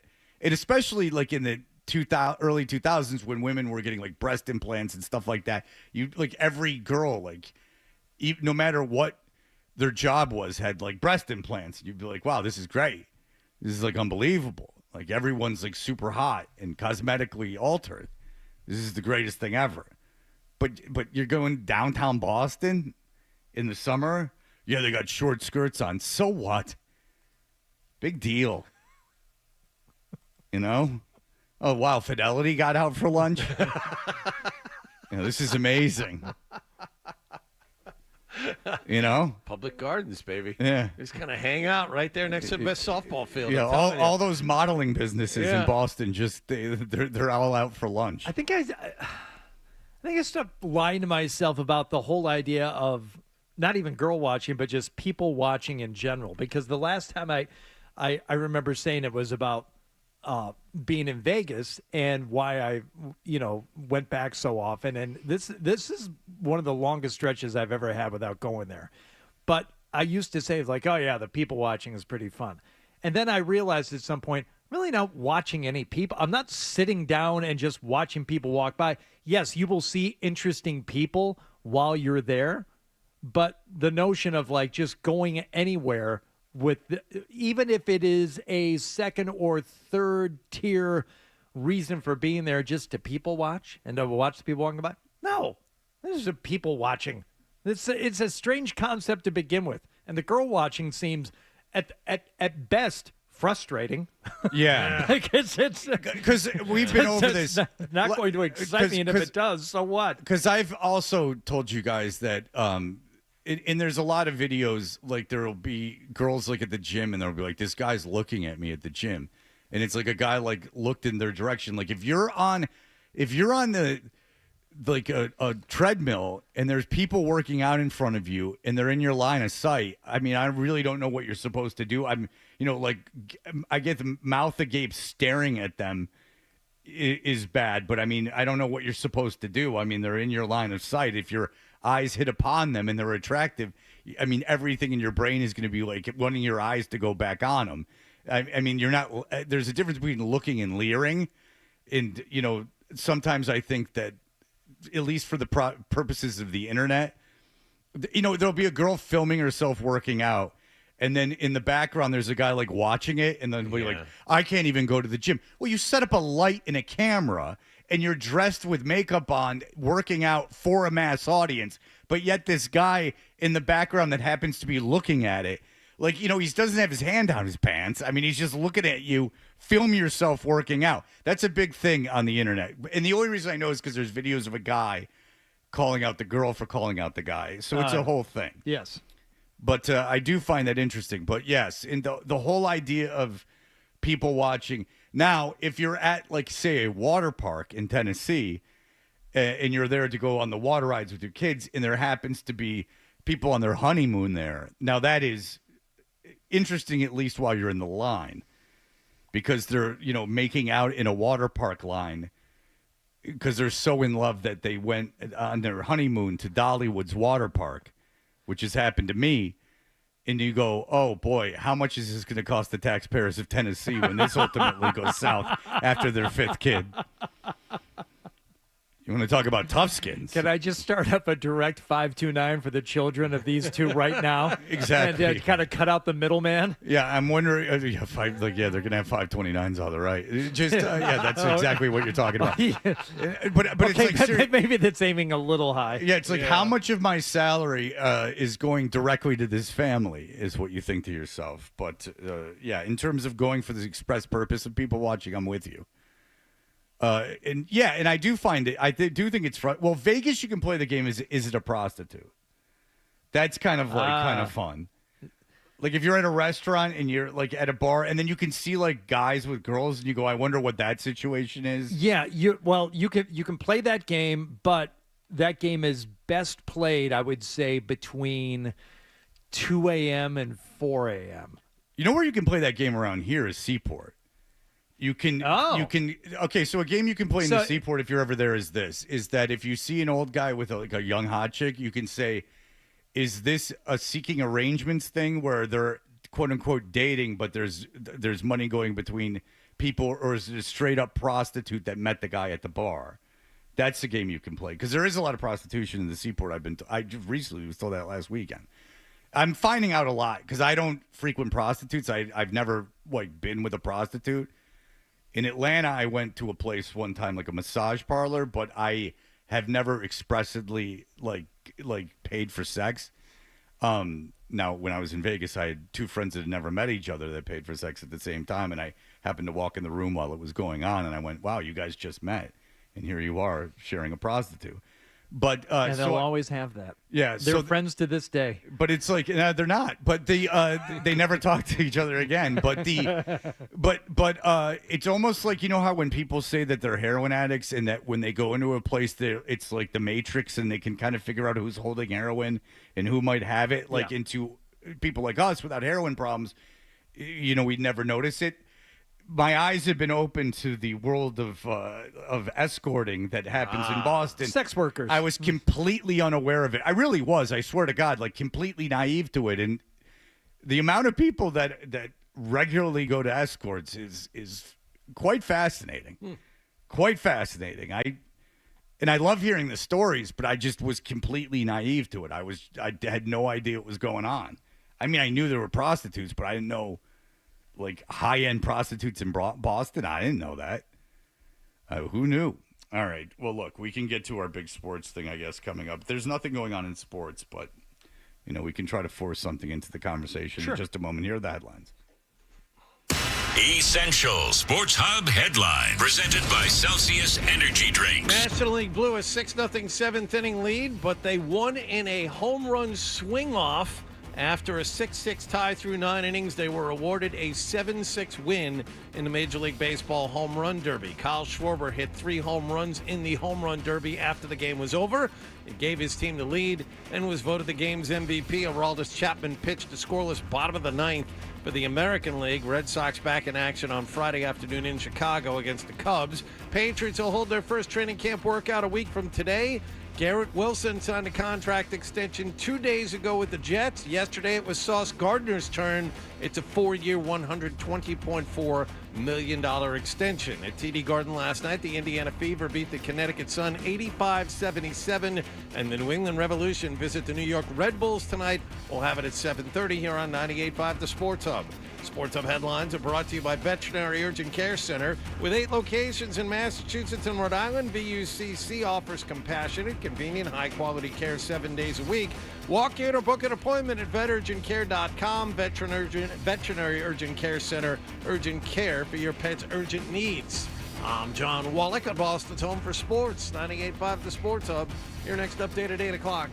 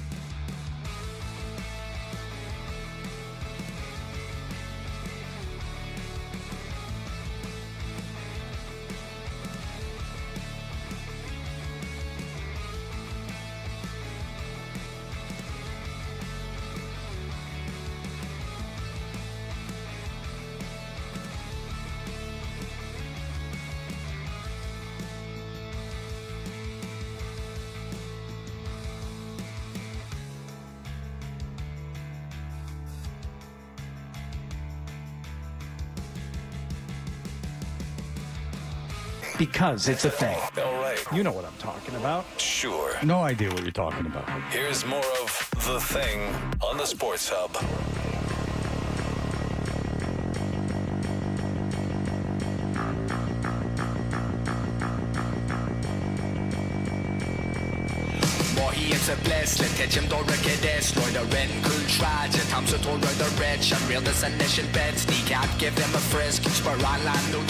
Hey, we're Toucher and Hardy. The All-Star game was yesterday, and that means Rob Manfred, the commissioner of Major League Baseball, and Tony Clark, the head of the Players Association in baseball, both spoke. And Hardy, they're not going to be playing baseball in 2027, basically. Do you have what the people had to say? Yes, Rob Manfred talking about certain cities and certain teams that don't spend as much money as others, like not nearly as much money as other teams. We begin on every issue by listening to our fans. We have fans in markets who believe they don't have a fair opportunity to win. Compete. You can blame the owner or whatever. It's the system. And at the end of the day, what we sell is competition. Anything that undermines competition, sooner or later, we're going to have to come to grips with that issue. 100%. There's no argument against it, even though even though Andrew Callahan will try to make it. The competitive balance in baseball. Parity is everything in football, hockey, and basketball. And basketball just keeps getting more and more and more. That's what they're striving for. Baseball is the one sport where it doesn't exist, and it's the sport that's tanking. So, yes, there is a huge why. The owners won't spend, as the Andrew Callahans of the world say. Okay, but what I don't like about when there's a problem that's just is – the problem is that people go, well, it's because of, fine, it's because of the man on the moon. But it's the problem. It exists, and it needs to be fixed. We spend so much time in any issue, acting like it doesn't exist. I could get into political stuff, where they're like, well, that's unnatural. And you're like, well, yeah, but it exists. We have to deal with it. You could avoid it and give excuses, but it does exist. This is happening, so, we have to come to grips with it. We waste so much time, real quick, as just a country. It will take us 30 years to, oh, I'll just give you an example. Gay people exist. We fought it for so long, and it was, marginalized and fighting it, and it's unholy and da-da-da-da. Yeah, but it's here, okay? It's happening. So can we kind of just relate to it? So you can't even agree that something. If you can't even agree that something exists, how then do you go about remedying the situation? Exactly. And so a lot the issues gays had in the late 70s, early 80s is what baseball's like right now. Is what I'm. But it's a good metaphor. But thank you. And it kind of is. Is that this is happening. It's bad. Yeah. You have a team playing in Sacramento right now with no future home. You're in a bit of a pickle here, baseball. One team spending $250 million more on payroll than another. Yeah, and to be on the side of well, this is good because the players are making a lot of money. Do you like the game or not? Because this is not good under any circumstances for anybody. Go ahead. All right. So then specifically, he's talking about the Pittsburgh Pirates. The fact of the matter is, Pittsburgh's a great sports town. Great. It is a great sports town. There are tons and tons. Is that McAfee? Yeah, McAfee. He was wearing a sleeveless All-Star jersey because he's cool. Yeah, I saw him out there. But he's cool. Before the home run derby. Kids love him. He was jazzing it up. The kids love him. He's cool. He my kids are just super. They Toss think him he's in the there. greatest. Well, get the young demo. I know you don't, but you don't get it. Yeah, and apparently neither do my kids, who think he's a clown. Give my kids credit; they feel the same way. Yeah, because you know why? He's a clown, and if you're at any level of any kind of cool, you don't like that guy. He's a dork. Go ahead. The fact of the matter is, Pittsburgh's a great sports town. Great. It is a great sports town. There are tons and tons of really passionate Pirates fans who remember when the Pirates were a great team year in, year out. And they just want to look at the system and say, we got a fair chance to win, and we need to deal with that issue. Okay, so It's not the idea of just Pittsburgh ownership sucks either, because it's not just them. Again, there's a team playing in a AAA ballpark that might not necessarily be moving to the town they think they're moving to. That guy's going to have to sell the team. So whatever cheap owners or whatever the hell else is happening, it exists, and these owners are not going to change. So what do? You have to put them in a situation that forces them to spend money. That's the way I look at it. So when you have to create a cap, there's no doubt about it, you do.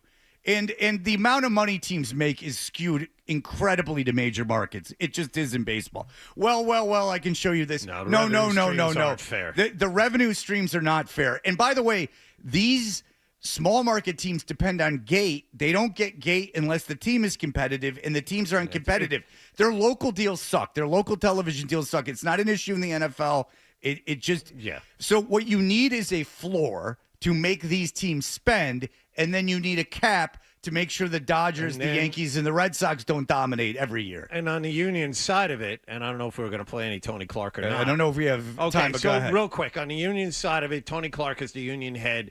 He is sticking up for his guys, saying, no, why should we put a cap on salaries? This is not our fault. This is your fault for doing it. Why should we fall on the sword? And he's so dead set against the cap, he doesn't see the salary floor. He doesn't see the other side of it. He doesn't want it because he's so focused on the cap in general. And if I'm a baseball player in the union, I'm not necessarily against the cap at all. Because if they throw a floor in there, I got to imagine that benefits at least half the union. It will not eliminate, but it will kind of mitigate the salary disparity that exists in Major League Baseball. The middle guys totally been taken out of it. You got the real expensive guys and the cheap guys.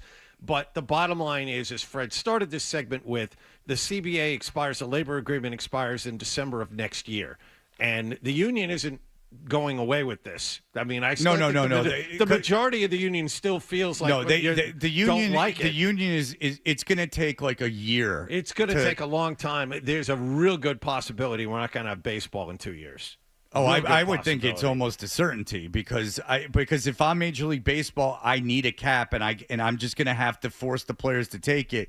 And if that takes an entire season, that's what it's going to take. Again, millionaires never beat billionaires. Yeah. The owners can wait much longer. Oh, yeah. The Players Association is going to have to cave eventually. I mean, they'd have to start another league. Yep. I mean, so if I'm Major League Baseball, I'm just like, all right, guys, batten down the hatches. We're done. Owners almost did that during COVID. Owners like, you don't like the way we're proposing things? Fine. We'll skip the season. All right. They don't care. We're running very late. We'll be right back. You're listening to Touch.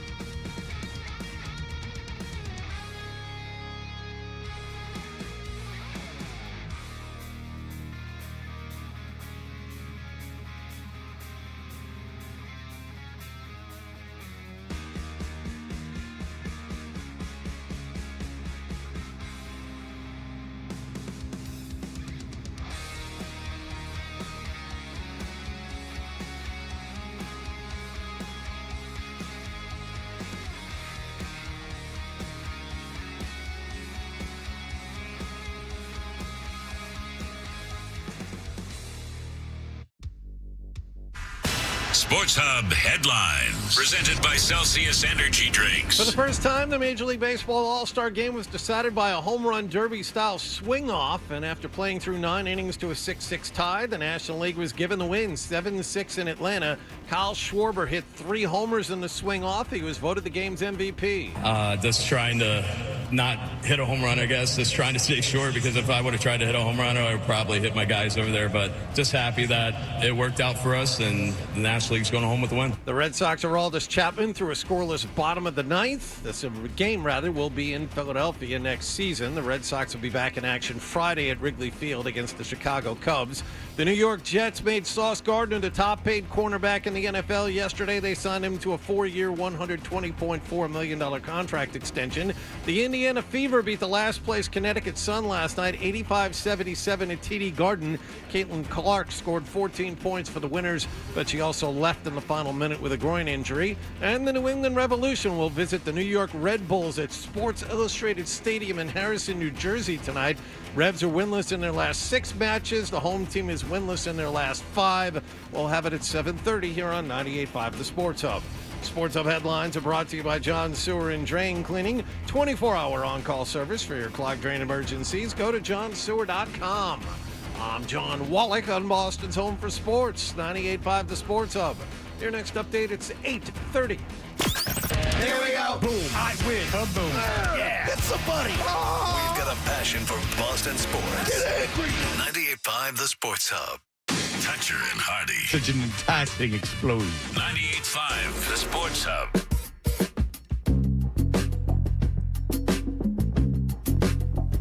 Oh, yeah. I'm headed to Orlando today, which I'm not dreading. My daughter and I are going to around where I went to college. My son has a baseball tournament, but I don't know how much I'm going to be going to that. So I was in Hoover, Alabama, and my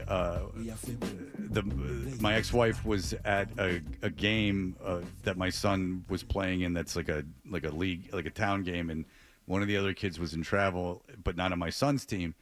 And the woman was like, "Oh, did you go to Hoover, Alabama?" Yeah. And my ex-wife was like, No, my husband took him. My wonderful husband, who's the best, took him. Some say he's the best. You know, do I listen to him? I mean, I'm told it all the time. Some very, very smart people say that he's the best. Some would say geniuses. Yeah. And they don't like many people, but for some reason they like me. Who knew? Who knows? But and the woman's like, "Oh, you should go." Huh?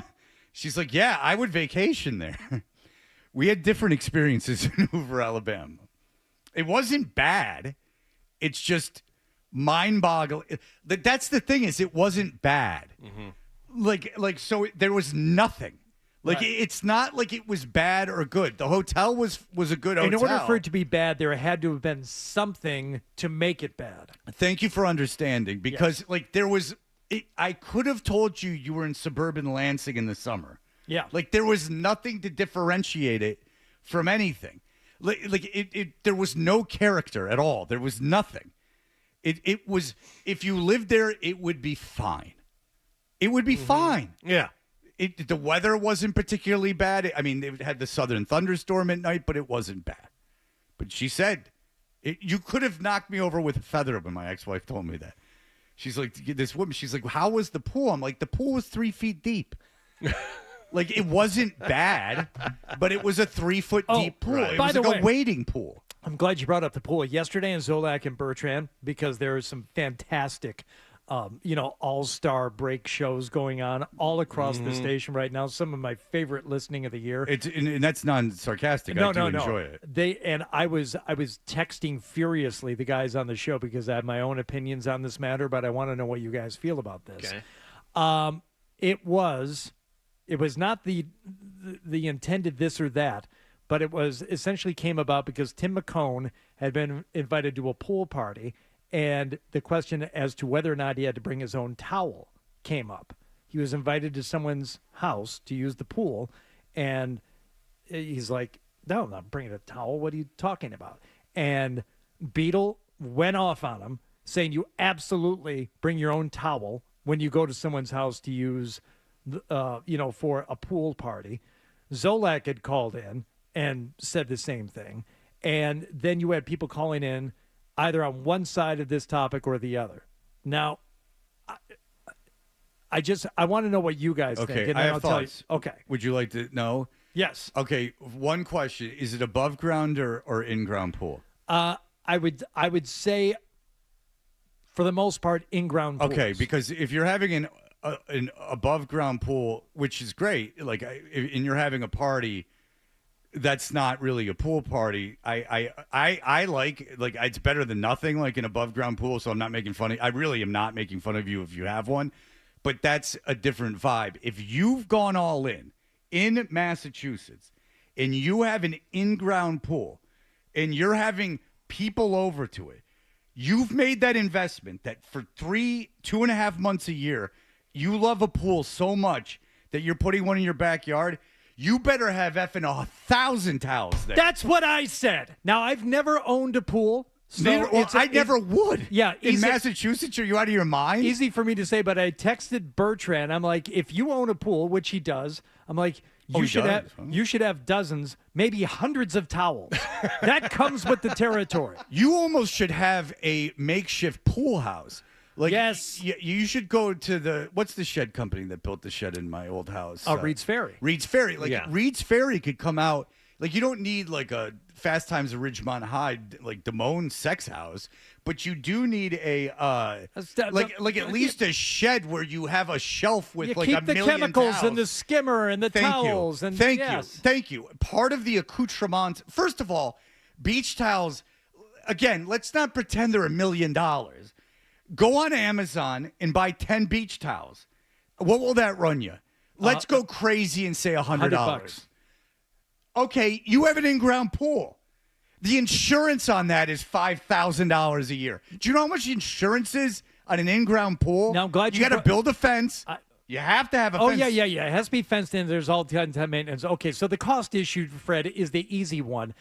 To me, it's about hosting. Are you a gracious host? And the thing I used was like, hey, come on over for pizza. Make sure and bring your own napkins, though. We're not doing everything for you. Either you're hosting a party or you're not. That's number one. But I'm glad you brought up Damone, too, because when Damone shows up at that house with the towel around his neck and they come in like uninvited, I'm like, that's rather presumptuous. Now, if you're invited over for a pool party, I'm not saying it would be rude to show up with your own towel. And of course, some of the hosts might even actually appreciate it, but it shouldn't be expected or required to show up with your own towel. Again, if you have a towel, Hardy, let's just do this. It's your home. It's not in an apartment complex. It's like an apartment pool party where you share a pool with 1,000 other people. That's different. If you're a homeowner who's invested in an in-ground pool and everything that goes along with that, the insurance, the fence, and everything, you have made a lifestyle decision that you can no longer feign poor. You're treating the pool. It's a whole Bring situation. your own towel. No, you should have 1 million towels. Like, if I belong to a place that has like a sauna and a shower and stuff, like a gym, they better have. I'm not bringing a towel to the gym. You have towels. I'm with you. All right, Wallach. Yes, always bring my own towel. I have a buddy of mine who has an underground pool. We go to an in-ground. Don't even see the sun. It's like Atlantis. In-ground pool. He invites us. He has a big pool party once a summer. Everyone brings their own towel, including me. How about this? Always get better bring my own friends towel. instead of that piece of garbage. Adam, if there was an alternate universe where you knew someone that had a towel, if you knew someone that had a towel, Adam. Because even go outside and air dry after they bathed once a week. Yeah, I mean, they have to hang the clothes on the line. There's no room for a towel.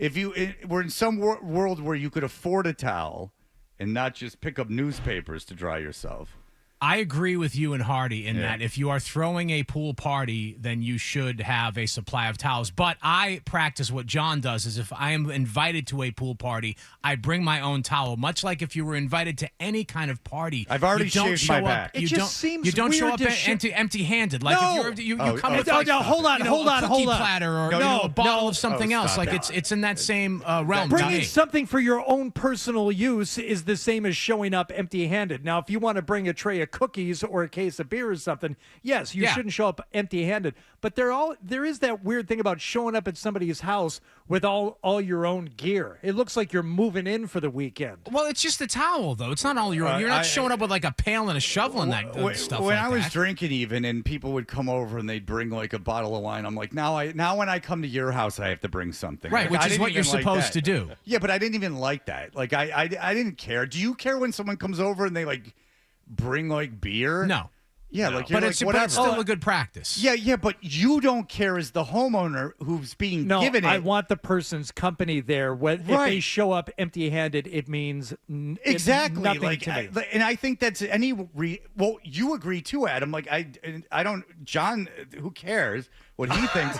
But but mean. Well, Just listen. mean. I mean, listen. If I'm not honest, Getting John, I'm getting it nothing. all out before you leave. I Yeah, understand. you son of a bitch. Who cares what you think, you piece of garbage? You turned your back on your religion. I don't know what they did at Camp Young Judea that obviously did you wrong. Jim, go ahead. If your mom didn't have big cans, I don't even know where it would be. Jim, go ahead. Hey, how you doing? Hey, what's up?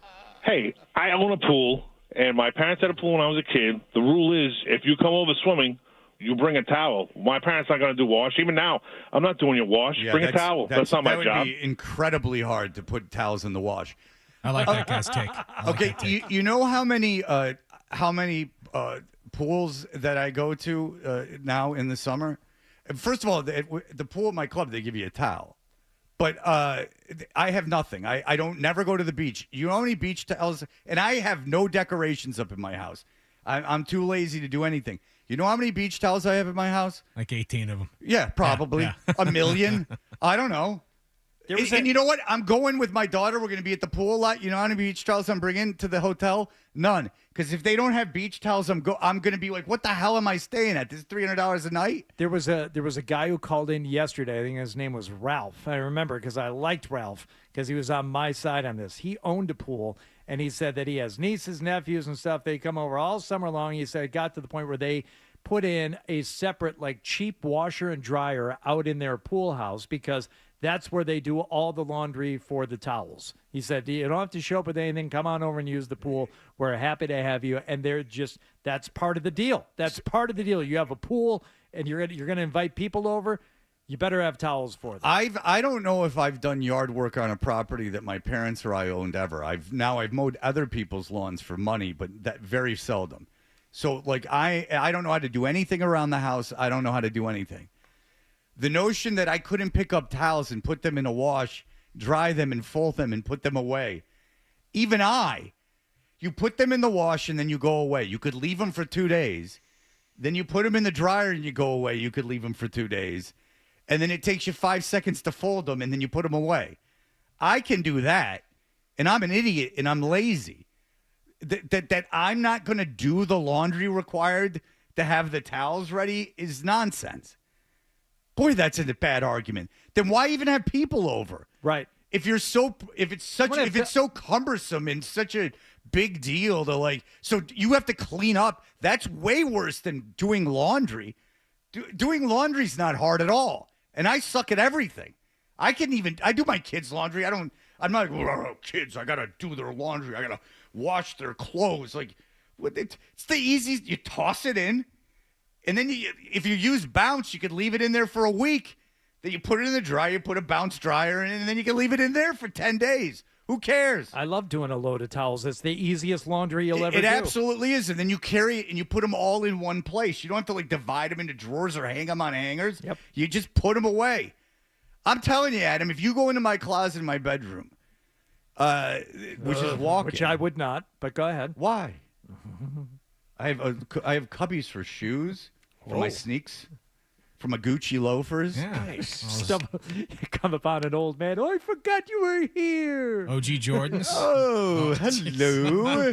It seems like you're breathing rather hard. Phineas. Let's end this now. Oh, it looks like it's time to draw blood. If you don't know what we're talking about the old man in the bed, I play with. We're talking about the newest character edition of this show, guy who has just been gifted an old man guy. Yeah. Oh, time to feed you the Jell-O. Not through the mouth. Your mouth is of no use. Let's see if you can still feel pain. I gotta see if your arms are numb. Look at you. Did you fall down? Did you break a hip and fall, or did you fall and break a hip? It could be either way. Bones are brittle at this age, aren't they? What to do today? Let's see how far we can pull your pants up. I'm going to need all those towels after all. All right. Ben, go ahead. Hey, guys. Pool owner, grew up with a pool, have one now, looking at it right now. I'd say it's not cut or dry. If you're coming over for a pool party, it's certainly appreciated if you bring your own towel, but not required. But you have invested in a pool. You now are. If you have a pool, you are kind of flaunting a certain kind of affluence. I mean, you are. You are. You. That's a very luxurious thing to have. Now, you don't. I'm sure. How much money did you make before taxes last year? Go. Right. My thing is that you can't have people over. Your pool can't be big enough to have people over and feign any kind of economic. It's not economic. I agree. Yeah. We have enough towels to accommodate most people, but it's, I think, good form if you bring one. And if I were to go over to someone else's pool, I would bring my own, especially if I'm bringing kids. I like this guy. It never. Shut up, Adam. I don't even. I thought. What do you know about a pool? You swim in a pond. Yeah. And I'm not joking. Pond's better for you. That's pond's good for you. Like not even a lake, a pond. Yeah. I'll do lakes too. The ocean. Yeah, but you don't. Yeah, sure I do. You don't go into a lake. Sure I do. What lake? Crystal Lake up in Maine. I was swimming in that over the weekend. I thought you'd been in Newton. That's a dump, and you got to pay to get in there. You got to pay. There's a lake in Newton. You got to pay to get into. Crystal Lake in Newton. I've been to it once. Yeah, like it's that one of at those all. lakes too where you like the ground's squishy, like when you get in. Oh. The good thing about my parents' lake is it was a dam they opened. They just flooded an area. Like they just flood. It's huge. It's huge. You can take it to the Atlantic Ocean. I've told you that. Tellico Lake, though, it's miles and miles and miles and miles and miles. But what they did is Tennessee Valley Authority, like 100 years ago, lifted the dam and let the Tennessee River run in. And so it's like clear. The lake is clear because it's over like ground. It's not like that murky lake crap. Yeah. So it's actually it's bad for fishing because there's nowhere for the fish to hide. But you can like see. It's quite nice. But you go to my parents' house and you go to use the dock, they have a million towels. I really don't understand. I'm 50. If I go to anything where I'm going in the water, they better have towels. The hotel, the gym, the country club, the JCC, you had to bring your own towel. That was understood because we were hardcore. Pool parties are you having throughout the course of a summer? If you're having a lot, that means you're entertaining. There's no answer that justifies not having towels. Because if you're having a lot, that means you've got the pool to entertain, and you should be entertaining. And if you don't have them a lot, then it's no skin off your back to clean some towels. Yeah. Once you're 50, and again, if you own a pool, you're having people over, you're making yourself some sort of suburban Gatsby. So, let's not pretend that, I don't want to do the work. Well, you're the one with the pool having everyone over. Don't have anyone over. I don't need to come over. Now, if I come over, you let me come over to swim laps, that's one thing. But if you're having a party. Yeah, some of the arguments yesterday were stupid. They're like, hey, if you go on the Airbnb for pools, you always have to bring your own towel. Well, yeah, you weren't invited to a party by a friend. Oh, no. No. If I got an Airbnb, they better have towels. No, I'm saying there are Airbnbs just for pools. Like, I want to use a pool for the day. Okay, that's of renting course, a pool. Well, you have to show up with your own towel for that. Who knows? Duh. Yeah, who even? That's such a whole. Who knows you can even do that? Jim Murray. All right. Well, fantastic, Jim. Good. You're the guy that rents the pool membership for 2 days. Who knows what you're talking That's about? 2 hours. Yeah. Once. Yeah. Okay. All great. right. And then there's astronauts too, and they got to eat dried food. I mean, great. Okay, so you found something that one guy does. Really, there's a woman that married a bridge. Oh. I mean, these are all things that we should take into account. Nah, at 50, I'm not bringing a towel anywhere for the rest of my life. How about that? If I go to the beach, I want there to be a stand with towels that I can take. I'm 50. I've been working at a career for 25 years, more than 25 years. I've been working and having to get up and go to work and working for a corporation with a 401k for 27 years, 27 years. There's a towel. The icing on the cake is I got to walk around with a towel everywhere. No, there's a towel. I like a clean hotel room and a towel. That's what I demand out of life. And I'm not. And you guys know this. I spend zero money on myself. Zero. Now I spend a lot of money, but it's on the children and the alimonies and everything else of the world. Yes. The money I spend on myself is very little. I don't have a lot of things, but there is a certain. I'm 50. I make a decent amount of money. You have a towel for me. That's all. I don't think that's asking too much. I don't drive a Ferrari. Yeah. I don't have any of these things. I deserve a clean hotel at a decent hotel. It can be a Marriott or something, but it has to be clean. And you give me a towel. That's all. In Alabama, they had towels at the pool. Ridiculous. I'm going to pack towels. Come on. I'm going to Orlando. I'm not going to pack towels. Are you crazy? The beach club at 90210 went to. They had towels. Say by the Bell Beach Club that they worked out with. Brandon gave away towels the whole summer. Like commercial entities having it. It was the private pool party and whether or not you bring the towel. No, I'm not bringing a towel anywhere anymore. And I don't want to be friends with you. I don't want to be friends with you if you don't have a towel. How about that? I'm not lugging around towels anywhere for the rest of my life. It's going to be the hottest weekend of the year. We got this beautiful pool. It's going to be great. And you to come over and have all your favorite food. Okay, great. Oh, can you bring a towel? Not coming. No, not for the rest of my life. Or I'll just air dry. I don't need a towel then. I'll sit on all your dumb furniture with my bare ass.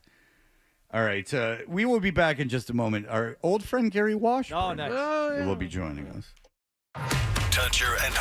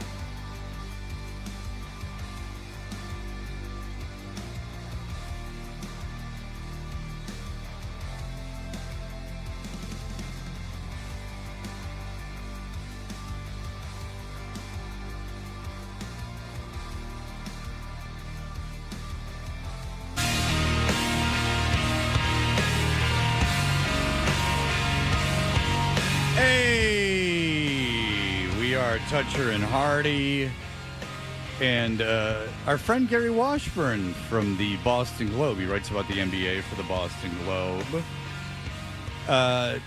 He is over. Is he in Vegas, Adam, or is he? What's going on over there? Gary, are you in Vegas? Yes, I am. Oh wow! Whoa! Look at you! Thank you, Gary, Thanks for joining us really this nice early. of you. Very early. Thank you.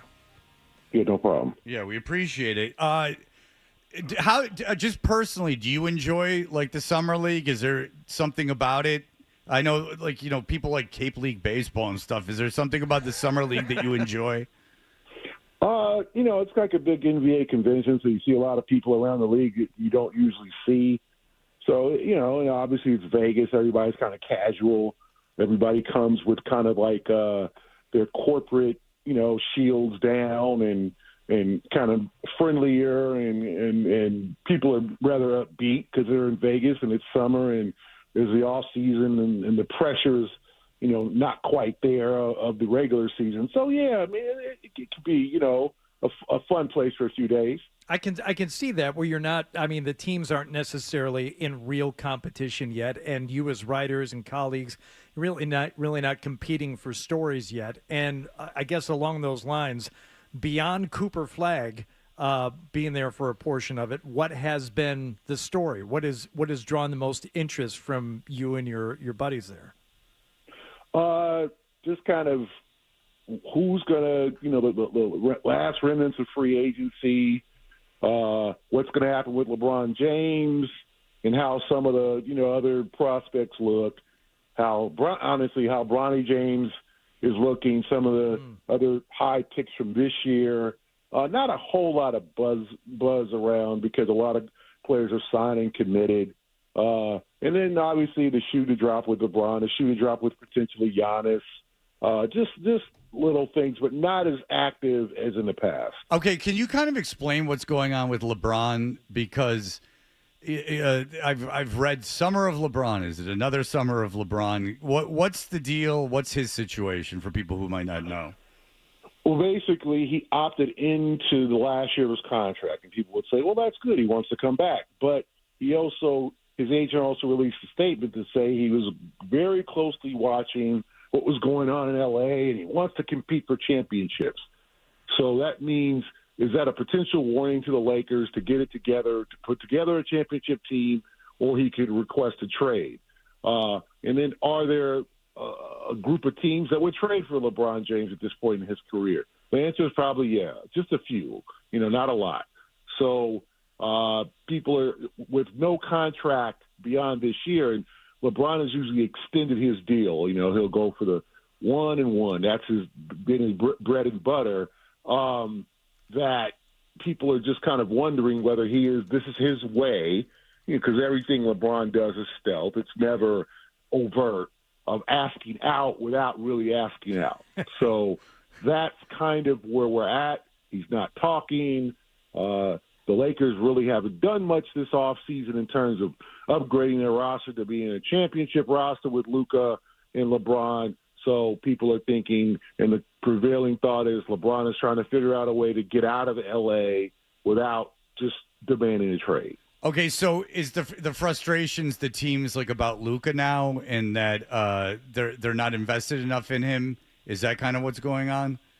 I do think the transformation from the Luka for the LeBron era to the Luka era is underway, and I don't know how LeBron feels about that. I do think there's a sense of urgency, obviously, for LeBron at 40 to turn 41 in December to win right now. The Lakers are not even close. You know, DeAndre Ayton and kid Jake LaRavia, they kind of essentially have the same team besides the flaky DeAndre Ayton at center. So LeBron's looking at this roster and saying to himself, okay, where's the number 30 guy? Where's the guy who's going to put us over the top? So that will entice potentially other teams to say, okay, we need LeBron, you know, for market, you know, the Knicks, or the Knicks going to get involved, the Cavs, even the Warriors, you know, they're going to get involved to try to get LeBron for one final year. But LeBron does like his money because he could have easily opted out of the contract, been a free agent, but made maybe a portion of the $52 million he opted into. But no, LeBron said, I'm taking the $50 million, and potentially I want to get out of here, but it's going to be a trade because I'm not giving up no money. So, it's LeBron being LeBron. You mentioned Bronny James. Is there really still a fascination with this kid? I mean, it's hard enough being LeBron's son, but the media's been all over him since the word go. Very much a fascination. There's people who are literally rooting for him, obviously. And because of the heart thing, because he's LeBron's son, they want to see the improvement. And he is getting better. He definitely looks more like an NBA player here this summer than he did last summer, where he looked completely lost and over his head. He now looks like he could potentially contribute. I'm not talking about being an all-star. I'm not talking about start. I'm talking about being the 8th or 9th man, or maybe the 10th or 11th man, not be an embarrassment, not be the kid on the bench like one of these movies where the kids were playing, the young kids, the 14-year-olds playing Major League Baseball against grown men or anything like that. I can't think of them, like Mike or something like that. That's not the case here, but he is still not, a bona fide NBA player yet. He's still got a lot of growing to do, but there's people who literally, there's a Bronny kind of contingent, people who cheer everything he does. One other story I'm not fascinated with, but curious about, and I don't know what the buzz is in Las Vegas, is Al Horford, who apparently was supposed to sign with Golden State last week, didn't. I was under the impression it was going to be the Celtics or retirement, but here he is. He's kind of still floating around out there. Yeah, the Warriors have some things to clear up. The Jonathan Kuminga contract, where he's a restricted free agent. No one has made him an offer, so he could either come back on a qualifying offer to try to explain this quickly, or he could work out a sign and trade with another team, or just continue to not to hold out, and nothing could happen. So if they clear that up, and then they could bring in Horford. I think Horford's deciding whether he wants to bring his family. Obviously, very close to his family, devoted family man, son at every game, in the locker room in Boston, enjoyed Boston. Does he want to move his family all the way for a year, potentially to the West Coast, to try to chase a title? I think that's the biggest thing on his mind. And I also think the Warriors are saying, okay, hold up. We'll try to get you the most money we can, but we got to figure this Kuminga thing out. So everybody's on holding pattern. Yeah, it's interesting. Out of the different scenarios heading into this offseason, the Al Horford, keeping teams in limbo. I didn't have that on my bingo card, but it's that's one of the big pieces that seems to be holding up a lot of situations as people are trying to figure out what their team is going to look like in the fall. Yeah, it is. It's interesting. I mean, I don't think people envisioned he'd be so sought after at age 39.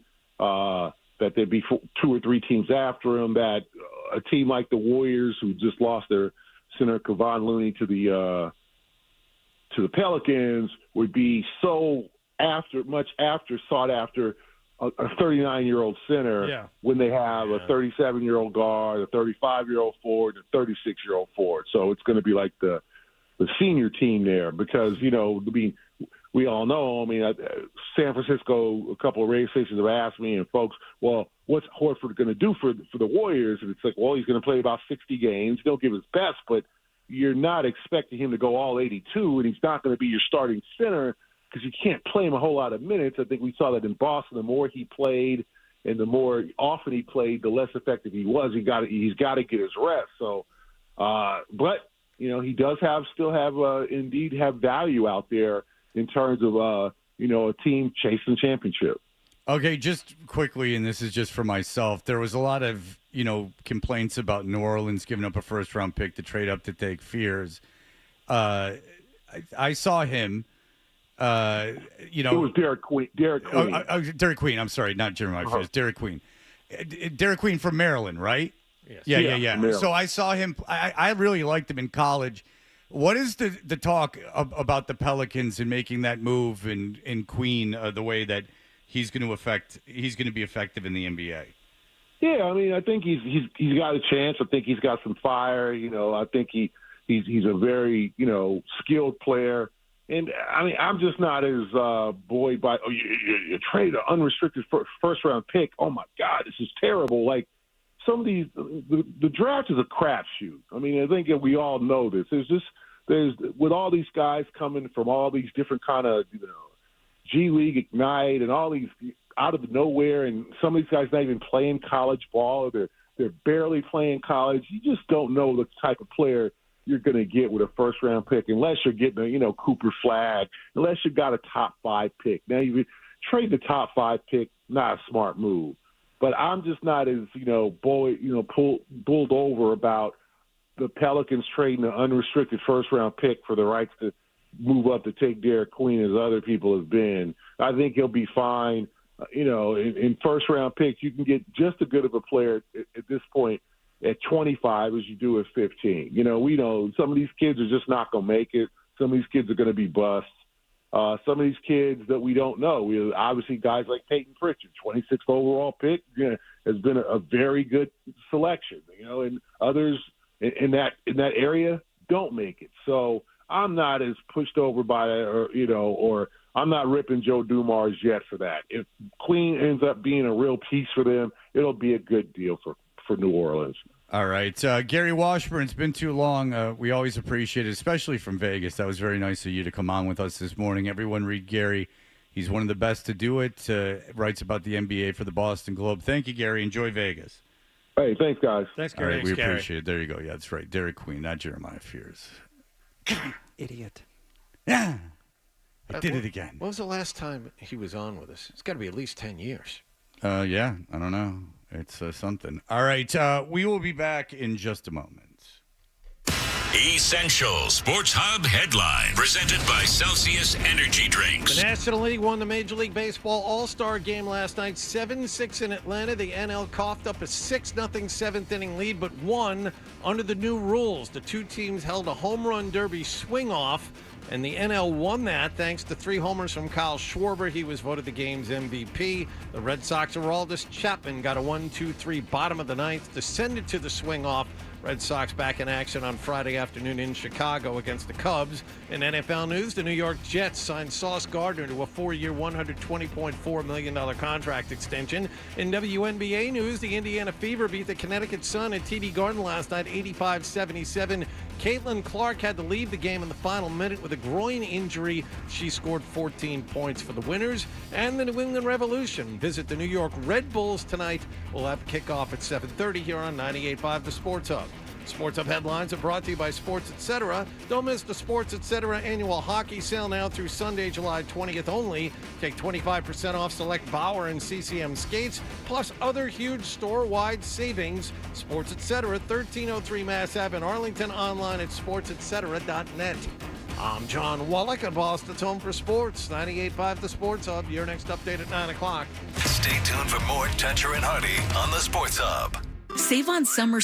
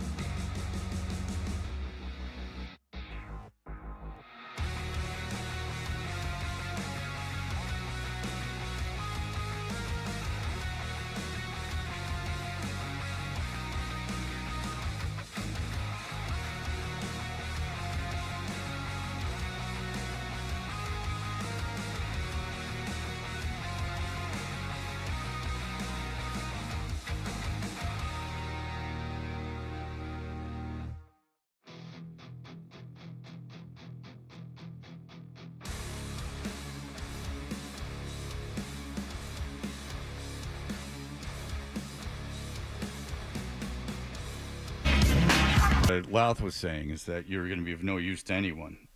That's what Louth was saying. Because where are you going on vacation again? Wells Beach in Maine. And is that where your parents live? No. Okay. Oh, that's where you take your kids every year. Correct. Okay. Yeah. And that is a tradition. Is that you weren't here, Bert Breer? Oh, you weren't here. You'll like this. Okay. So Bert was here, and we were talking about how he couldn't come in on Friday because he was on the ferry. And he was talking about how difficult it is to get on the ferry, and that the construction crews come in on the ferry every day with their equipment instead of just staying in Nantucket. And I said, well, why the hell do you go to Nantucket? And he goes, well, I'll tell you, when the kids were young, my wife and I decided that we wanted to go somewhere that didn't require flying. And I lost my mind. It was about 25 minutes of a browbeating after that. I lost my mind because I needed him to admit that wasn't what was going on. And he finally did. Okay. He admitted that it was the perceived lifestyle and status. Yeah. That's why anybody From goes 7 to about 7:27. It was all Fred going after I him. lost my mind because it was the dumbest argument I've ever heard. I'm going to go back and listen to that. That sounds like some good radio.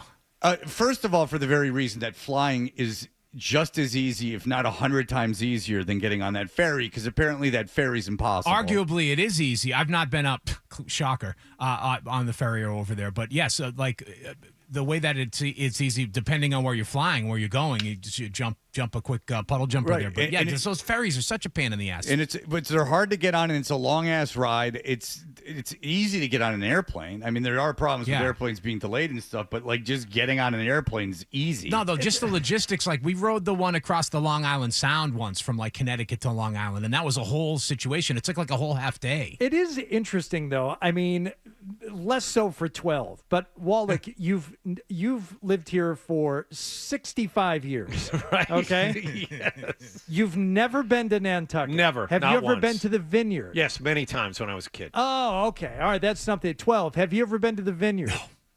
You've never been to Martha's Vineyard? No, I've never been. You've never seen the Dersh playing Alan Dershowitz playing nude volleyball on one of the beaches? I looked at a job in radio there many years ago, and then realized what it was how much I was going to get paid and how much it cost to live there. It was like, I won't be going to Martha's Vineyard anytime soon. It was an overnight gig. It was, sir, you have to pay first after 12 p.m. before you pump.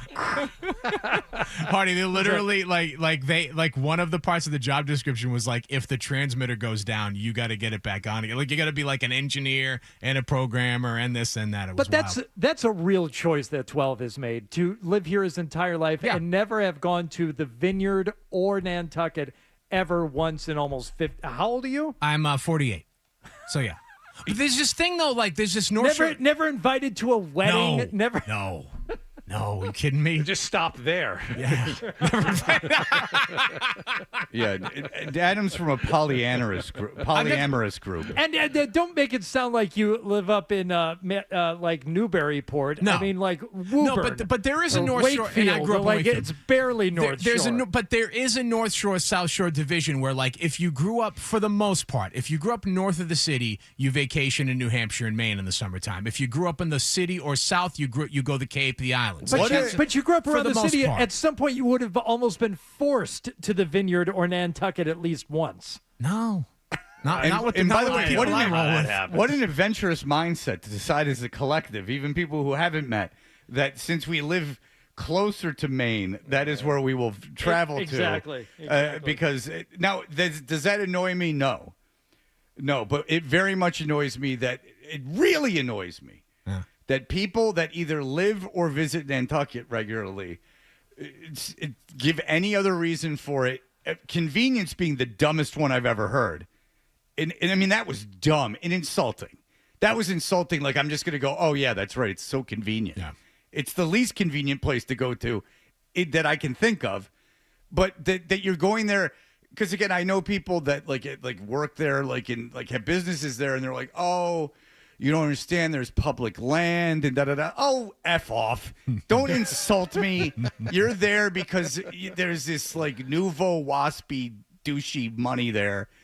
Get out of here. And I was making the point, at least people that go to St. Bart's admit they're going there because it's St. Bart's. They don't go, oh, it's the finest of the Caribbean islands. The beaches are so much better than Anguilla. No, they're not. You want to say you went to St. Bart's. That's why you're going to St. Bart's. Yeah, or you want to be part of that like whole European moneyed culture. Like it's a yacht culture. Like that's why you go. But I never heard anyone say, or I don't know people who go, but I've never read anyone like Lorne Michaels has a house there. He didn't go, oh, yes, I go to St. Bart's because it's the finest beaches in all the Caribbean. Yeah. No, you go because it's of the atmosphere. And now the atmosphere of Nantucket is disgusts me. But that's what you have. I mean, believe me. It got, in terms of everything about it, with physical land, it has nothing on these other places. You wouldn't be able to tell. If I put you on a beach in Cape Cod, put you on a beach in Martha's Vineyard, put you on a beach in Newport, put you on a beach in Kennebunkport, put you on a beach in anywhere in New England. Very difficult for you to tell me which place you were at. And the waters are going to be cold no matter where you go. Not if you go to Gooseberry Beach in Newport, because it's surrounded by almost tropical cliffs. Oh, and, I didn't know about that. Yeah, and there's no real waves. So it sits. Winger chic is somewhat like that up there. Yeah. The chic, as we call it. Winger chic. Yeah. He's right about that. We call it cheeky sometimes when we're going to go up there. Cheeky baby. The cheeky baby is very racist. All right, we'll be back in just a moment.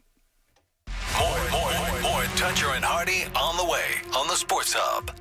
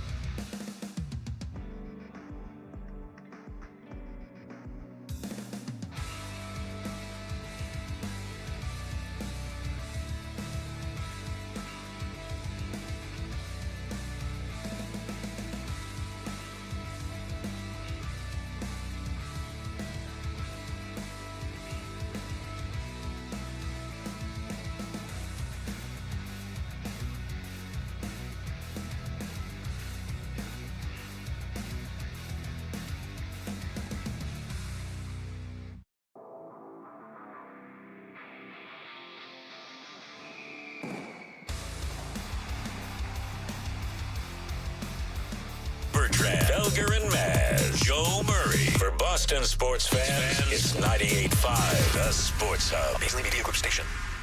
Sports Hub headlines. Presented by Celsius Energy Drinks. The National League blew a 6-0 seventh-inning lead, but still won the All-Star game last night, 7-6 in Atlanta. This one was decided in a home run derby-style swing-off after the two teams played through 9 innings to a 6-6 tie.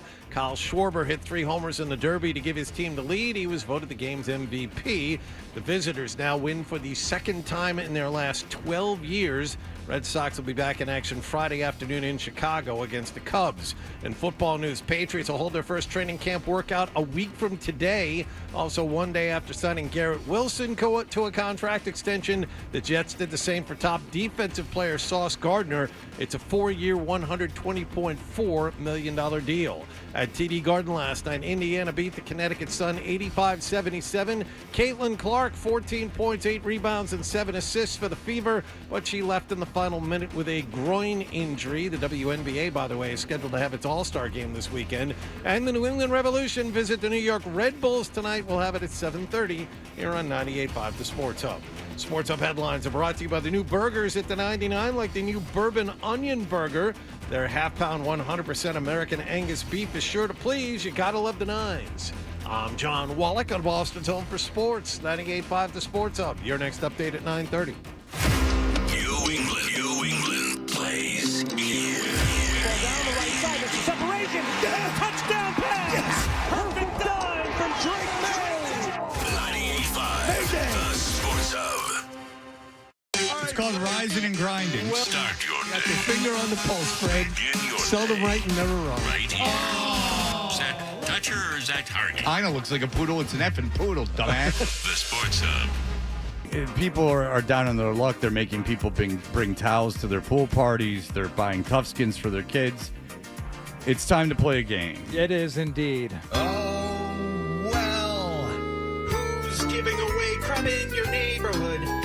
In your neighborhood. In your neighborhood. Or who's trying to sell crap in your neighborhood?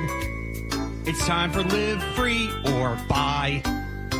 Between Facebook Marketplace and the Nextdoor app, there are all these wonderful platforms where you can put things up for sale, give things away, or better yet, find things that are free. All you have to do is come pick them up. So I have a list of items here, gentlemen. You will have to try and guess whether or not they are for sale or whether they are free.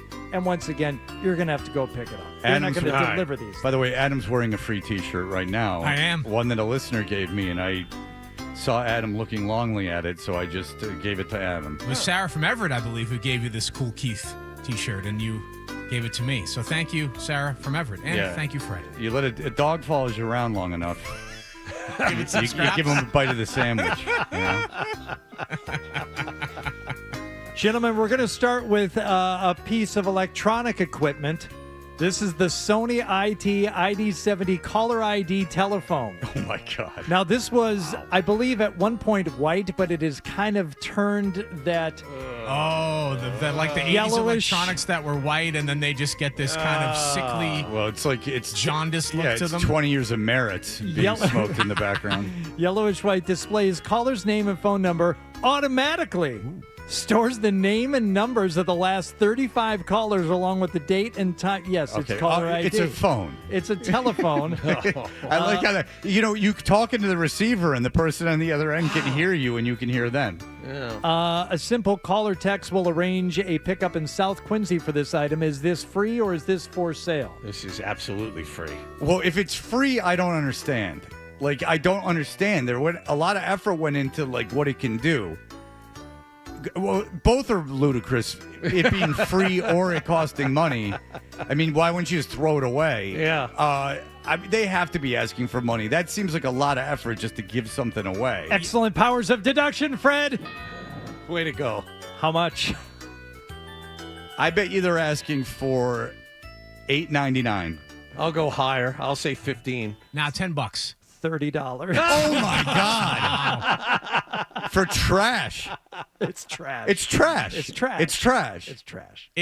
I can see them trying to turn a couple bucks off that though, because people are starting to go back to getting landlines and like, where do you buy a phone? Where is this happening? Adam? I have a landline. Of course you do. Yeah, you're the one. Yeah, Good yeah. for you. You have a burner phone and a landline and a pager. Who's looking for landlines? It's just good to have in case of emergency. At Adam's Collective, his Manson. My ashram? Let's not put a spiritual bent on it. That's not what it is. What it is, it's like a Manson-like group living situation. It's a party line. Adam's starting a party line. Party line, you pick it up and like 18 of them. Oh, I'm on the phone. I'll come back. My in friend 10 minutes. Dave used to bang chicks off a party line for real, like not lying. Used to meet chicks on the party line and bang them. But the amount of effort that went into it is almost heroic. The amount of effort, chatting them up, getting the phone number, talking to them on the phone, and getting them to meet up. Well, having to pay money to get on the party line in the first place.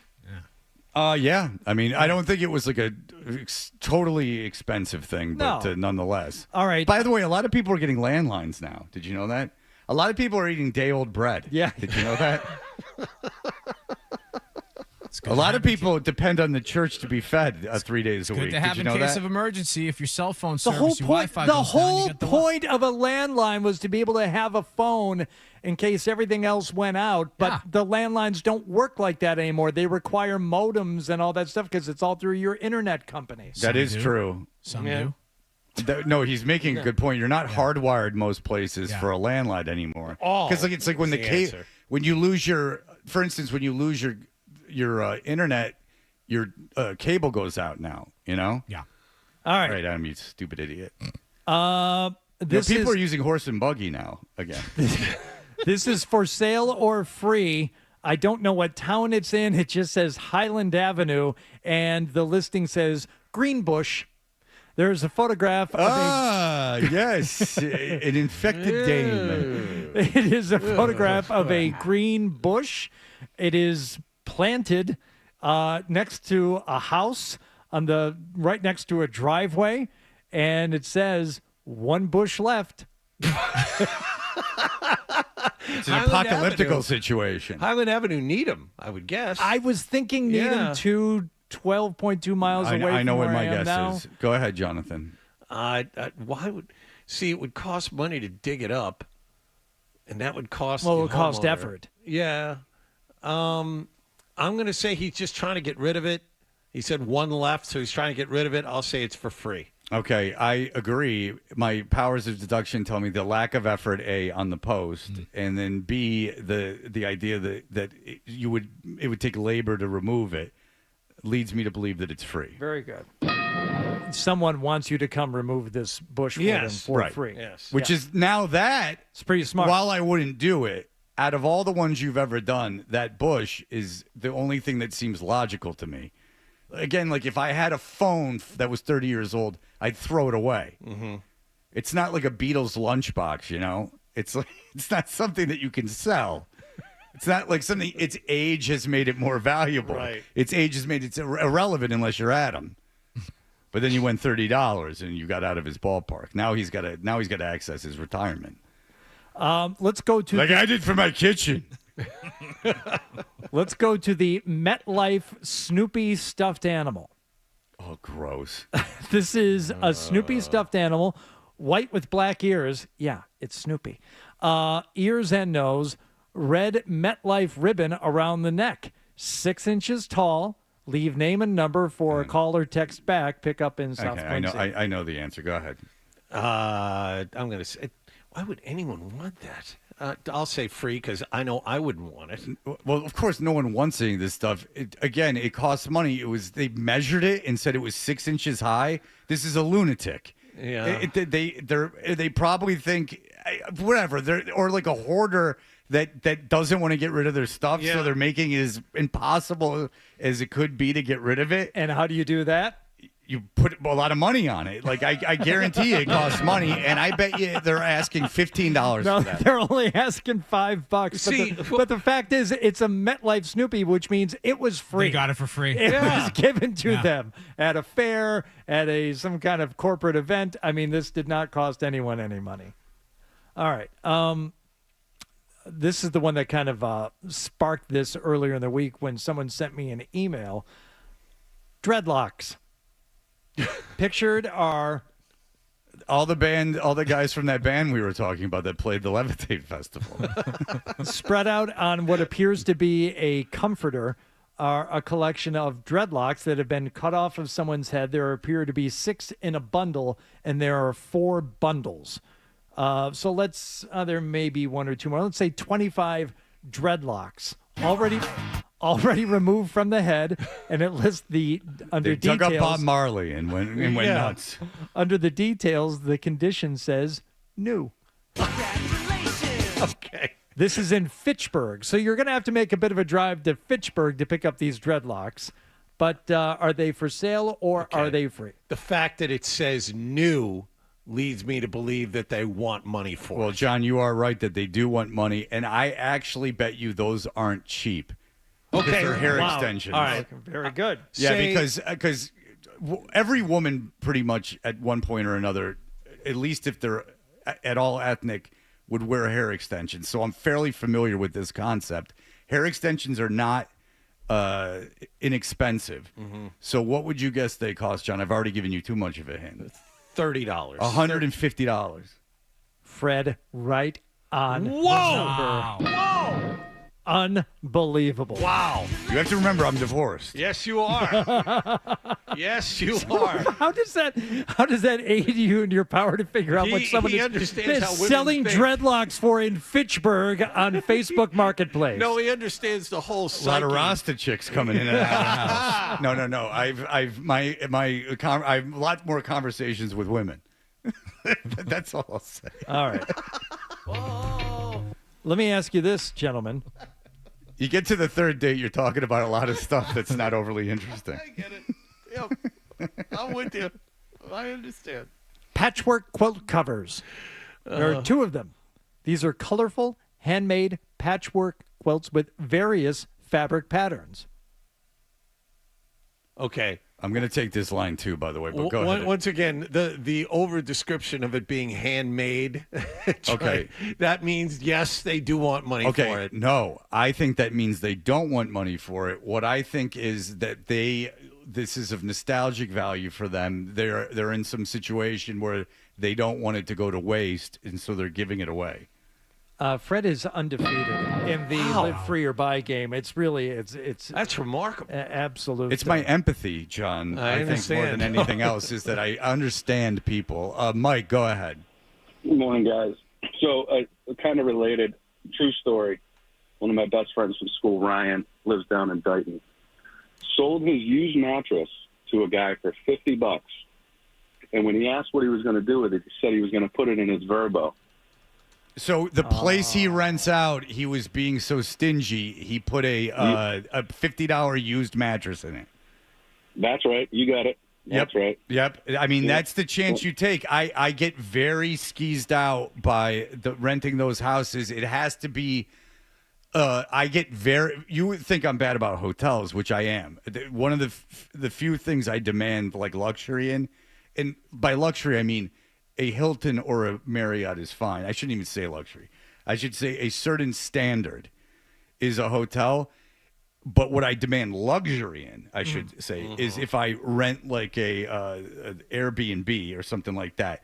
Because I looked at them for Florida, and I looked at them with pools, but the places were not like luxurious. There has to be enough money in that place that they've put enough money into the place where they weren't buying used mattresses. They weren't buying used mattresses, exactly. Like that, because that's the thing. Is I understand other people sleep on the mattress, but the sheet can come up at times, and that's you can't.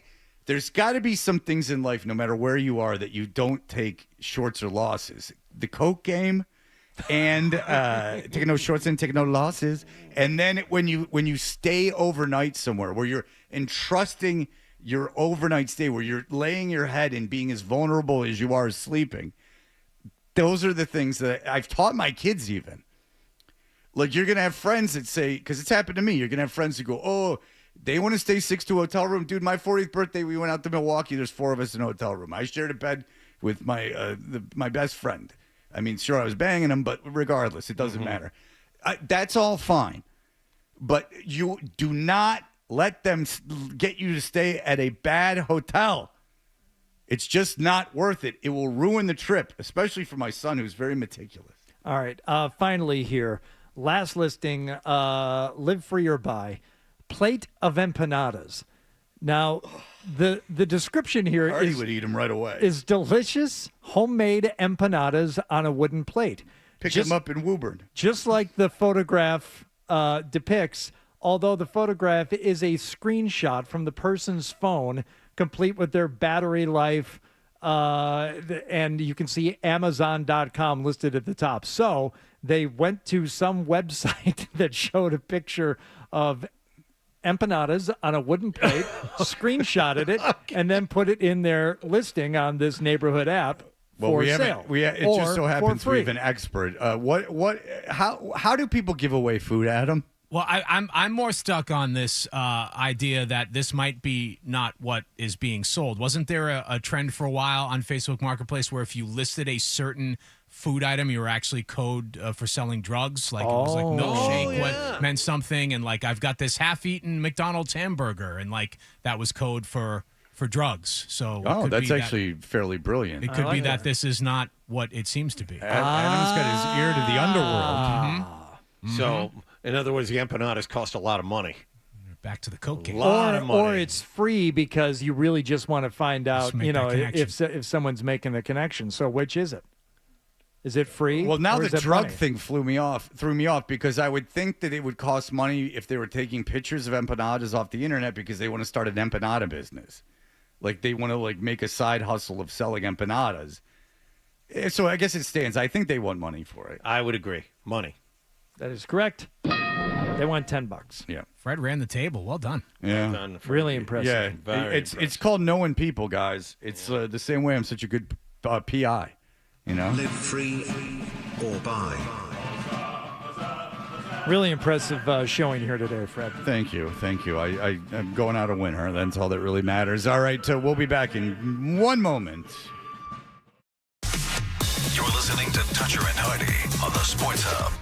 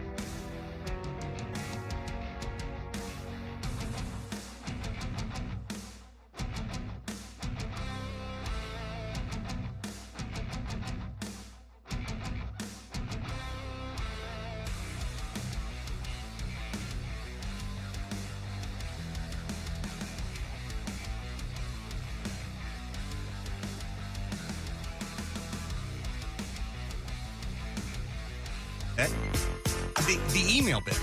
We should do the email bit. It's a great idea. Let's do the email bit. Hey, we're Toucher and Hardy. And you can contact us by going to the Sports Hub and looking up our emails. It's not hard.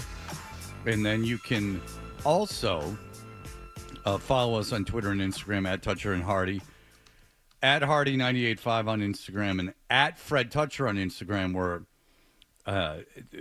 now it's becoming a big business. It's being part of, it's being sold, attempted to be sold as part of station packages. You know, because people they want to get on board because they know I'm a bit of an influencer. So get on board the train now, right like as Rob it's leaving the Kardashian. station, because once it gets rolling, it's tough to jump on. Yeah, exactly. Get on now, or you're going to seem like a poser to all your friends. Yeah. All right. What do you guys got today? Joel says Toucher just admitted to leaving towels in the washer for multiple days. No big deal besides the mold and mildew. You put a bounce in the dryer, and you have no problem. You can always rewash them if need be, but yeah, you put a bounce in the dryer. You're all right. A lot of emails about the towel problem too. A lot of emails about the towel problem. My parents have an in-ground pool. If we had a pool party, we would always let people use our towels unless they brought their own. Wallach, you're an idiot. Everyone on earth knows if you hold a pool party, you need at least 20 towels for guests. Mm-hmm. Yeah. Yeah. That's right. You bought yourself a pool. You invited people over. It's going to be an inconvenience, but that's part of it. Again, I'm 50. I've been a worker. I've worked. I've always had a job. I pay my taxes. And at this point in my life, I'm not bringing a towel somewhere. Call it spoiled or entitled or whatever you will. But I just think a man of my age shouldn't have to be carrying around towels to stupid places with pools. Or unless I'm going to a public beach, there should be a towel that is given to you. And if that's considered spoiled, then fine. I'm 50.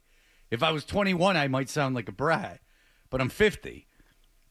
And there are certain things that I want out of life. I've saved money. I want a towel. We also have one about the WNBA game last night. Last night, one of the 10 most expensive events in TD Garden history. Did not know that.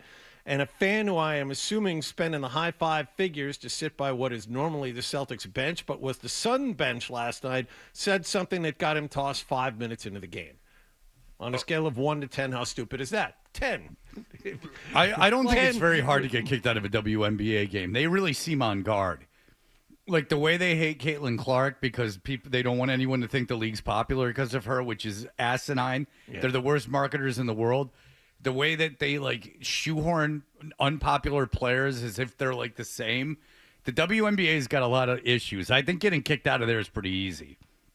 I think you could say anything really, and someone would white knight for you and get you out of there. Especially the Connecticut Sun fans are notoriously rowdy. I have not been to Mohegan to see a game, so I have no knowledge. Yeah, of that horse race in Maryland.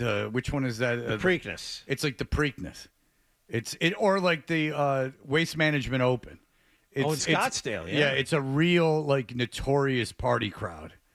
Now if you go to a Indiana Fever game, it's more of like an F1 crowd, very European and well-to-do. Something here. Also, I'm getting lots and lots on the towels. Hardy, you're telling us you would show up to a pool party without a towel. No manners. All the golf etiquette you have, and you're not bringing a towel to a pool party. I call BS. Hardy is bringing a towel. Now, I will do this sometimes. Not often, but if I'm unsure of one of the decisions I've made, like I've come down hard and firm on this pool issue, I asked my wife yesterday. I said, hey, we've been invited to pool parties, and she's never owned a pool either, and lived in a house where they owned a pool. So this is not something that either of us have experience with. But I said, if you get invited to a pool party, are you 100% bringing your own towel? And she thought about it. Now, my wife, whom you both have met, is a very well-mannered person. Mm-hmm. You know, not going to do or say anything to offend anyone. And she said, automatically, no, I don't think I'm bringing a towel. Is that something you're supposed to do? And I said, that answer is enough. It's not automatic. I understand that the person hosting the party might like you to do it. But as I explained to T-Bone, who is also on the side of you have to bring your own towel, I said the best parties and events are the ones where you ask the host, hey, what can I bring? Nothing, just yourself. Yeah. You don't have to bring. Don't bring a thing. Just come on over. When I have people over, wear your bathing suit. The end. When I would have people over, like a bunch of people, I would just go, unless you want something very specific, like you only drink this certain type of beer, or like you're super into like scotch, right? Like then you should bring that yourself. This is from Kyle. We were talking about Tough Skins, and both of you wore Tough Skins, and I am of the mind, especially John, whose dad was a lawyer, that like financially, unless you were in dire like not eating straits, the difference between Lee's and Tough Skins was like $5 to $10. One pair of Lee's, that's okay. I think people could have afforded that. It almost seems cruel not to do that for your children. For your children, Kyle says, Fred, you couldn't be any more right about shopping at Sears when you were a kid. We had one right near our house growing up. We weren't rich, but we weren't poor enough to be shopping there. My stepdad would take me there to get shoes all the time, and I'd absolutely hate it because I knew someone was going to say something about them. Same thing with my clothes. It wasn't until my grandmother stepped in we upgraded the Kohl's. Yeah, it doesn't take a lot not to buy jeans that aren't made of denim. That's not, I mean, Tough Skins aren't even made of denim. It's like a polyurethane. It doesn't take much. It's almost child abuse, really. I'm texting my mother right now. Here's what I'm texting her. Fred wants to know why you forced me to wear Tough Skins jeans. He wants to know if it was financially motivated. And I'm adding, for the record, I had no issue wearing them.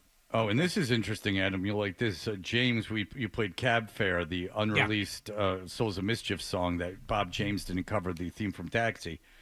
Dewey says, guys, Bob James has queered a bunch of samples, Ghostface, Nas, Run DMC, etc. Did he queer the one for Beats to the Rhyme? Because I don't know if you had to back then.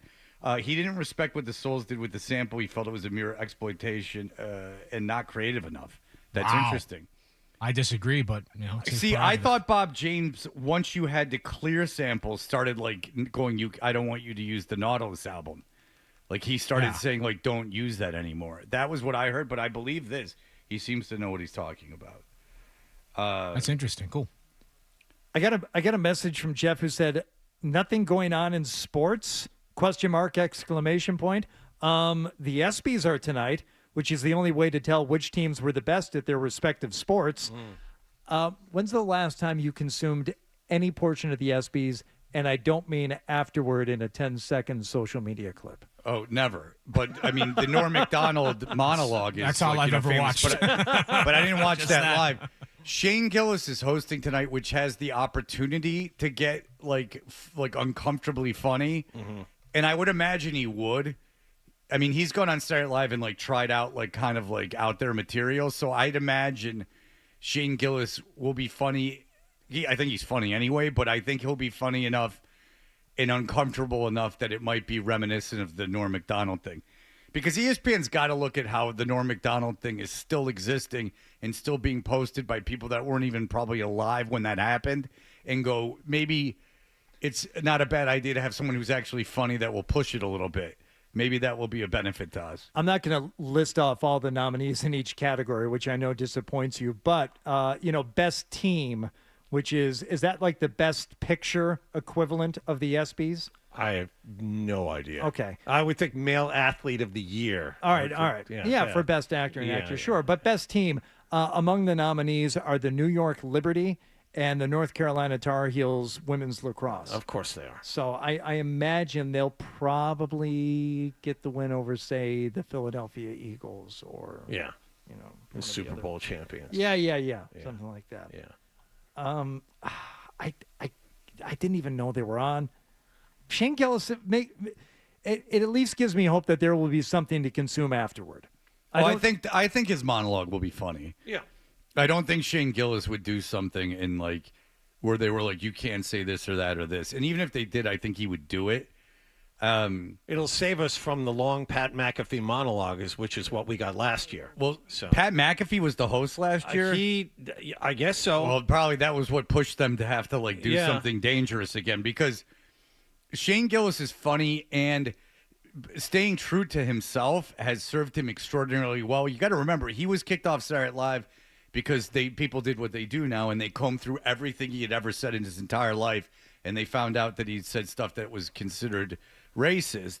So they fired him, and now he's back hosting. Who's better off, a cast member of Saturday Night Live or the guy that's back, 4 years after he was kicked off, 5 years after he was kicked off, hosting it? I'll go with the host. Yes, Adam. Yes, I just two quick things. I wanted to look up when Norm Macdonald hosted the ESPYs, and I love that the first thing it shows you is the AI overview says he never hosted the ESPYs. So, yeah, keep using AI for people. It's the stupidest crap in the universe. I hate it.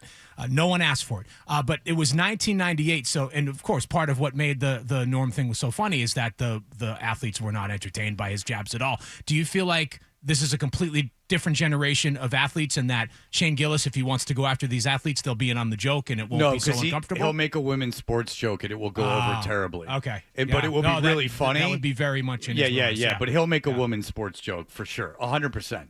Because you have to. Because there's a women's lacrosse team nominated as best team, you almost are forced to, like I would. Like if I was hosting it, I'm not nearly as funny as Shane Gillis, and nor am I a stand-up comedian, which is an art upon itself, which I'm not good at. You almost have to. You almost have to make a WNBA joke. You almost have to at this point.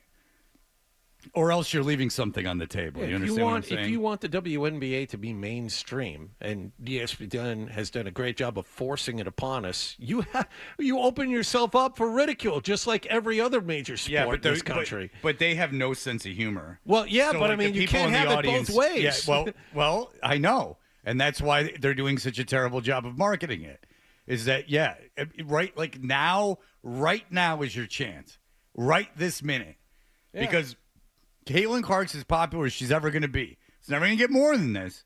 It's only going to get less than this. No one's there to take the baton right now. You are the league of Caitlin Clark. They will not do it. They openly resent her.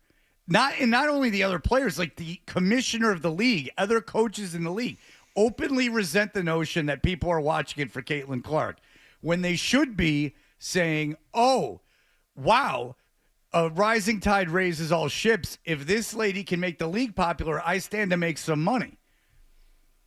You know, if someone else came on the radio, in New York City, and we're taking the world by storm, and everyone was saying, "Wow, the medium has never had anyone like this. It's reinventing radio," I'd be thrilled, absolutely thrilled.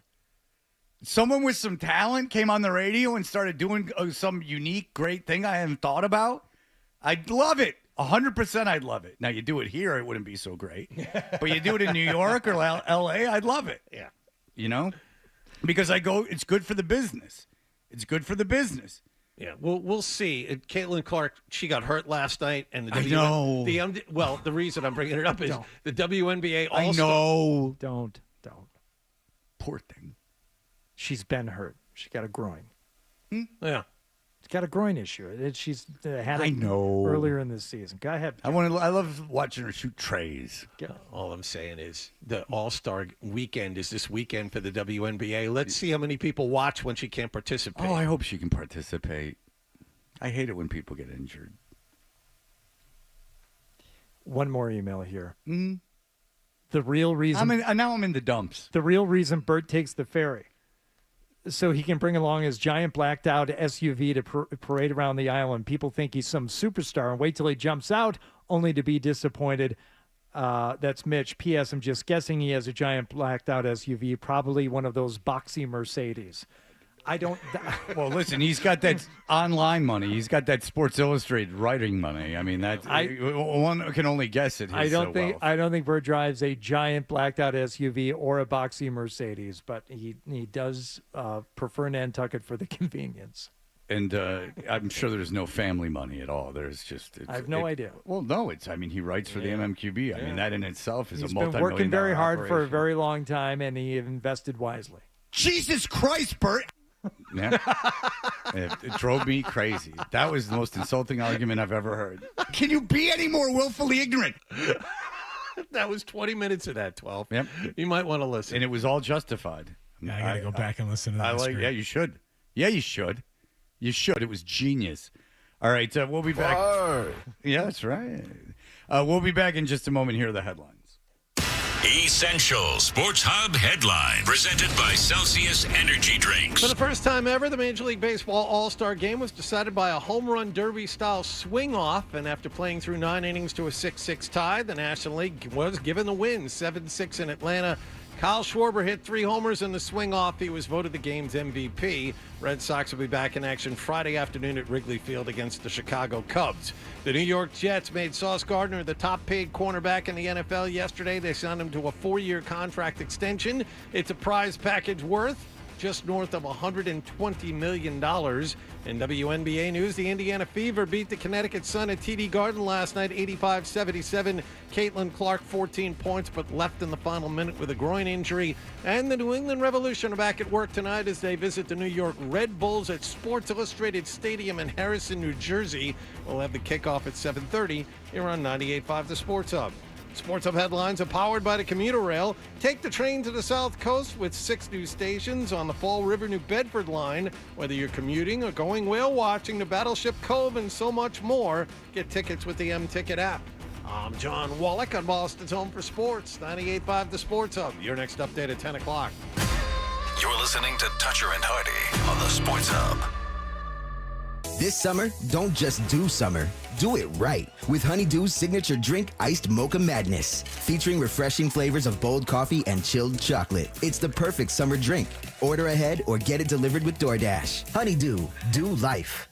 Hey, it's Felger here, and if you need a new roof for your home or business, then right now is the best time to call East Coast Metal Roofing during their Beat the Heat summer promotion, where Sports Hub listeners get 10% off a new roof install with no payments and no interest for 1 year with approved credit. Just call 844-611-ECMR or visit eastcoastmetalroofing.com to schedule your free estimate. Remember, mention me, Felger, or 98.5 The Sports Hub, and get 10% off a new roof install and no payments and no interest for 1 year with approved credit. Hurry, because this offer ends September 1st, 2025. East Coast Metal Roofing, your lifetime roofing solution.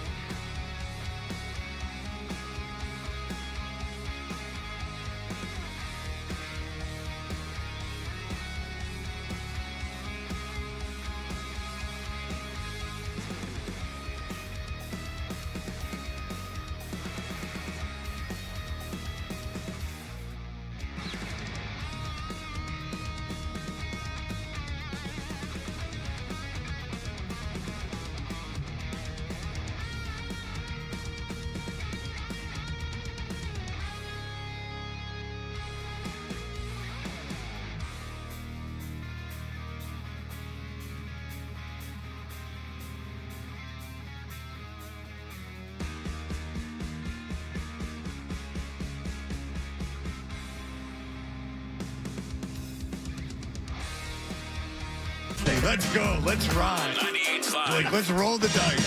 Sports Hub. We know what you're thinking. What could I possibly have missed from the show? It's too stack money.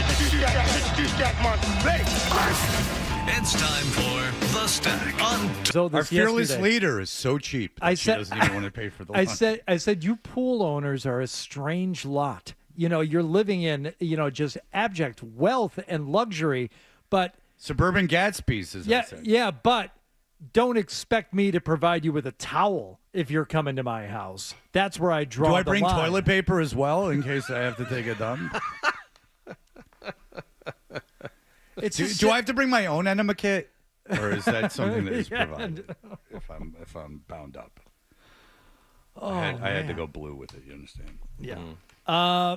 Robert Kraft said something recently. He was on the Bros on Bros podcast. Oh, yeah, he was. Yeah, that was a great one. Yeah, he was talking, with Jules and whoever else was on there. We call them special eds. Talking about bringing in Bill Belichick way back in the day. So what was your best decision that you've made as an owner to date? Oh, can we just stop that for a second? Question the most. I love how natural that question is, too. He's coming off just like two guys having a conversation. Bros on bros. He's a very talented broadcaster. So what was your best decision that you've made as an owner to date? Well, the one that got questioned the most was in '99. I gave up a #1 draft pick for a coach who had only won a little over 40% of his game to get him out from, I don't know if there are any Jet fans here. I think getting Bill Belichick to come to the Patriots in 1999, it was a big risk, and I got hammered in the Boston media. He was with us for 24 years, and we did okay. Okay, so... Yeah, he cheated and was punished for it. But go ahead. But a fairly innocuous statement. Like, I don't know anyone hearing that. Well, he said losing record. So as much as I dislike Belichick, if I'm Belichick, that he said I took a coach with a losing record and took a chance on him. Like, I could easily, if I'm the person being talked about, kind of focus on those two things. Okay, focus on those things. But here's where Bill took exception to it. Oh. He said... and he said to ESPN, as I told Robert multiple times through the years, I took a big risk by taking the job. Yeah. I already had an opportunity to be the head coach of the Jets, but the ownership situation was unstable. I had been warned by multiple previous Patriots coaches, as well as other members of the NFL organizations and the media, that the New England job is going to come with many internal obstacles. I made it clear that we would have to change the way the team was managed to regain the previously attained success. So while Robert says it was a risk to hire Bill, Bill says, no, the risk was me.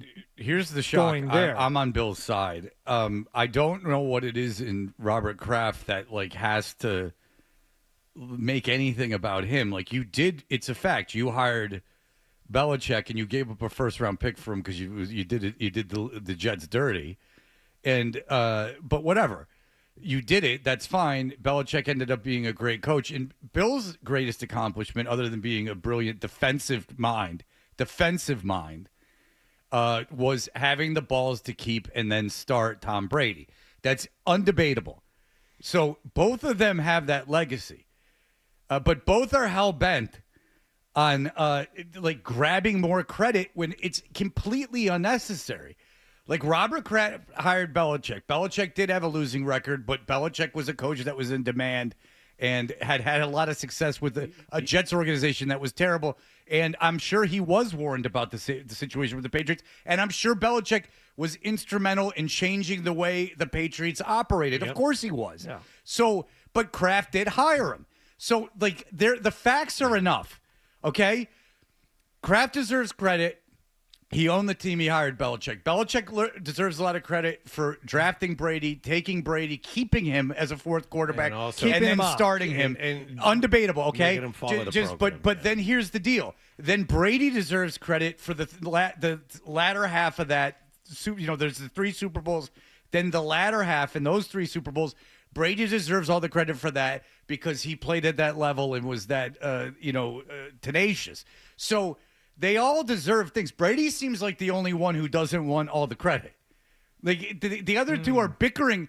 Because he's the one who actually did the thing. I know Bill's in there working and putting in the hours, but right, as Bill always says, and this is one of the things that I do find ingratiating about him. He always says, "I don't do any of it. The players are playing the game," and maybe that's why Brady doesn't feel compelled to take ownership for it because it was him. It was him and the other players who actually did the thing. Yeah, if I was Bill, that would annoy me. I'd be like, Jesus Christ, Robert. Like, I got you 6 Super Bowls. And now, like, you took a chance. Like, I took a chance on this kid. Yeah. Like, I had been a head coach. I'd been a defensive coordinator. I was under Parcells again. Like, the Jets wanted me, your biggest rival. Like, yeah, big chance. Like, I would be like, why? First of all, why are you on this dumb podcast in the first place? Like, why do you have to talk to this stupid Julian Edelman podcast? So I call him Mr. Lemonade. Like, why aren't you doing the home of the Patriots, for Christ's sake? You're on the Bros on Bros stupid-ass podcast. Right. By the way, take a real interview where we can talk about shoes. My mom replied to the Tough Skins text. Oh. I asked her why I was forced to wear them, as you put it. And she said, it may have been financial, but I don't recall forcing you to do anything. I suppose it was because they'd last forever. I might still have some tucked away with old Fisher-Price toys. My mother kept a lot of her. I'm sure your father needed you to cut the grass with scissors like Bukowski's dad made him. And look at how he turned out. Both of you, both chemical struggles. All right. Yeah, that's the reason. You're the Bukowski of radio. You had to comb the rugs in a certain fashion. All right, look, I am off to beautiful Orlando. Safe travels, Fred. Thank you so much. We got good news about my son, so that's very exciting. Great. And there you go. That'll do it for us. Enjoy the rest of the week, fellas. Bye.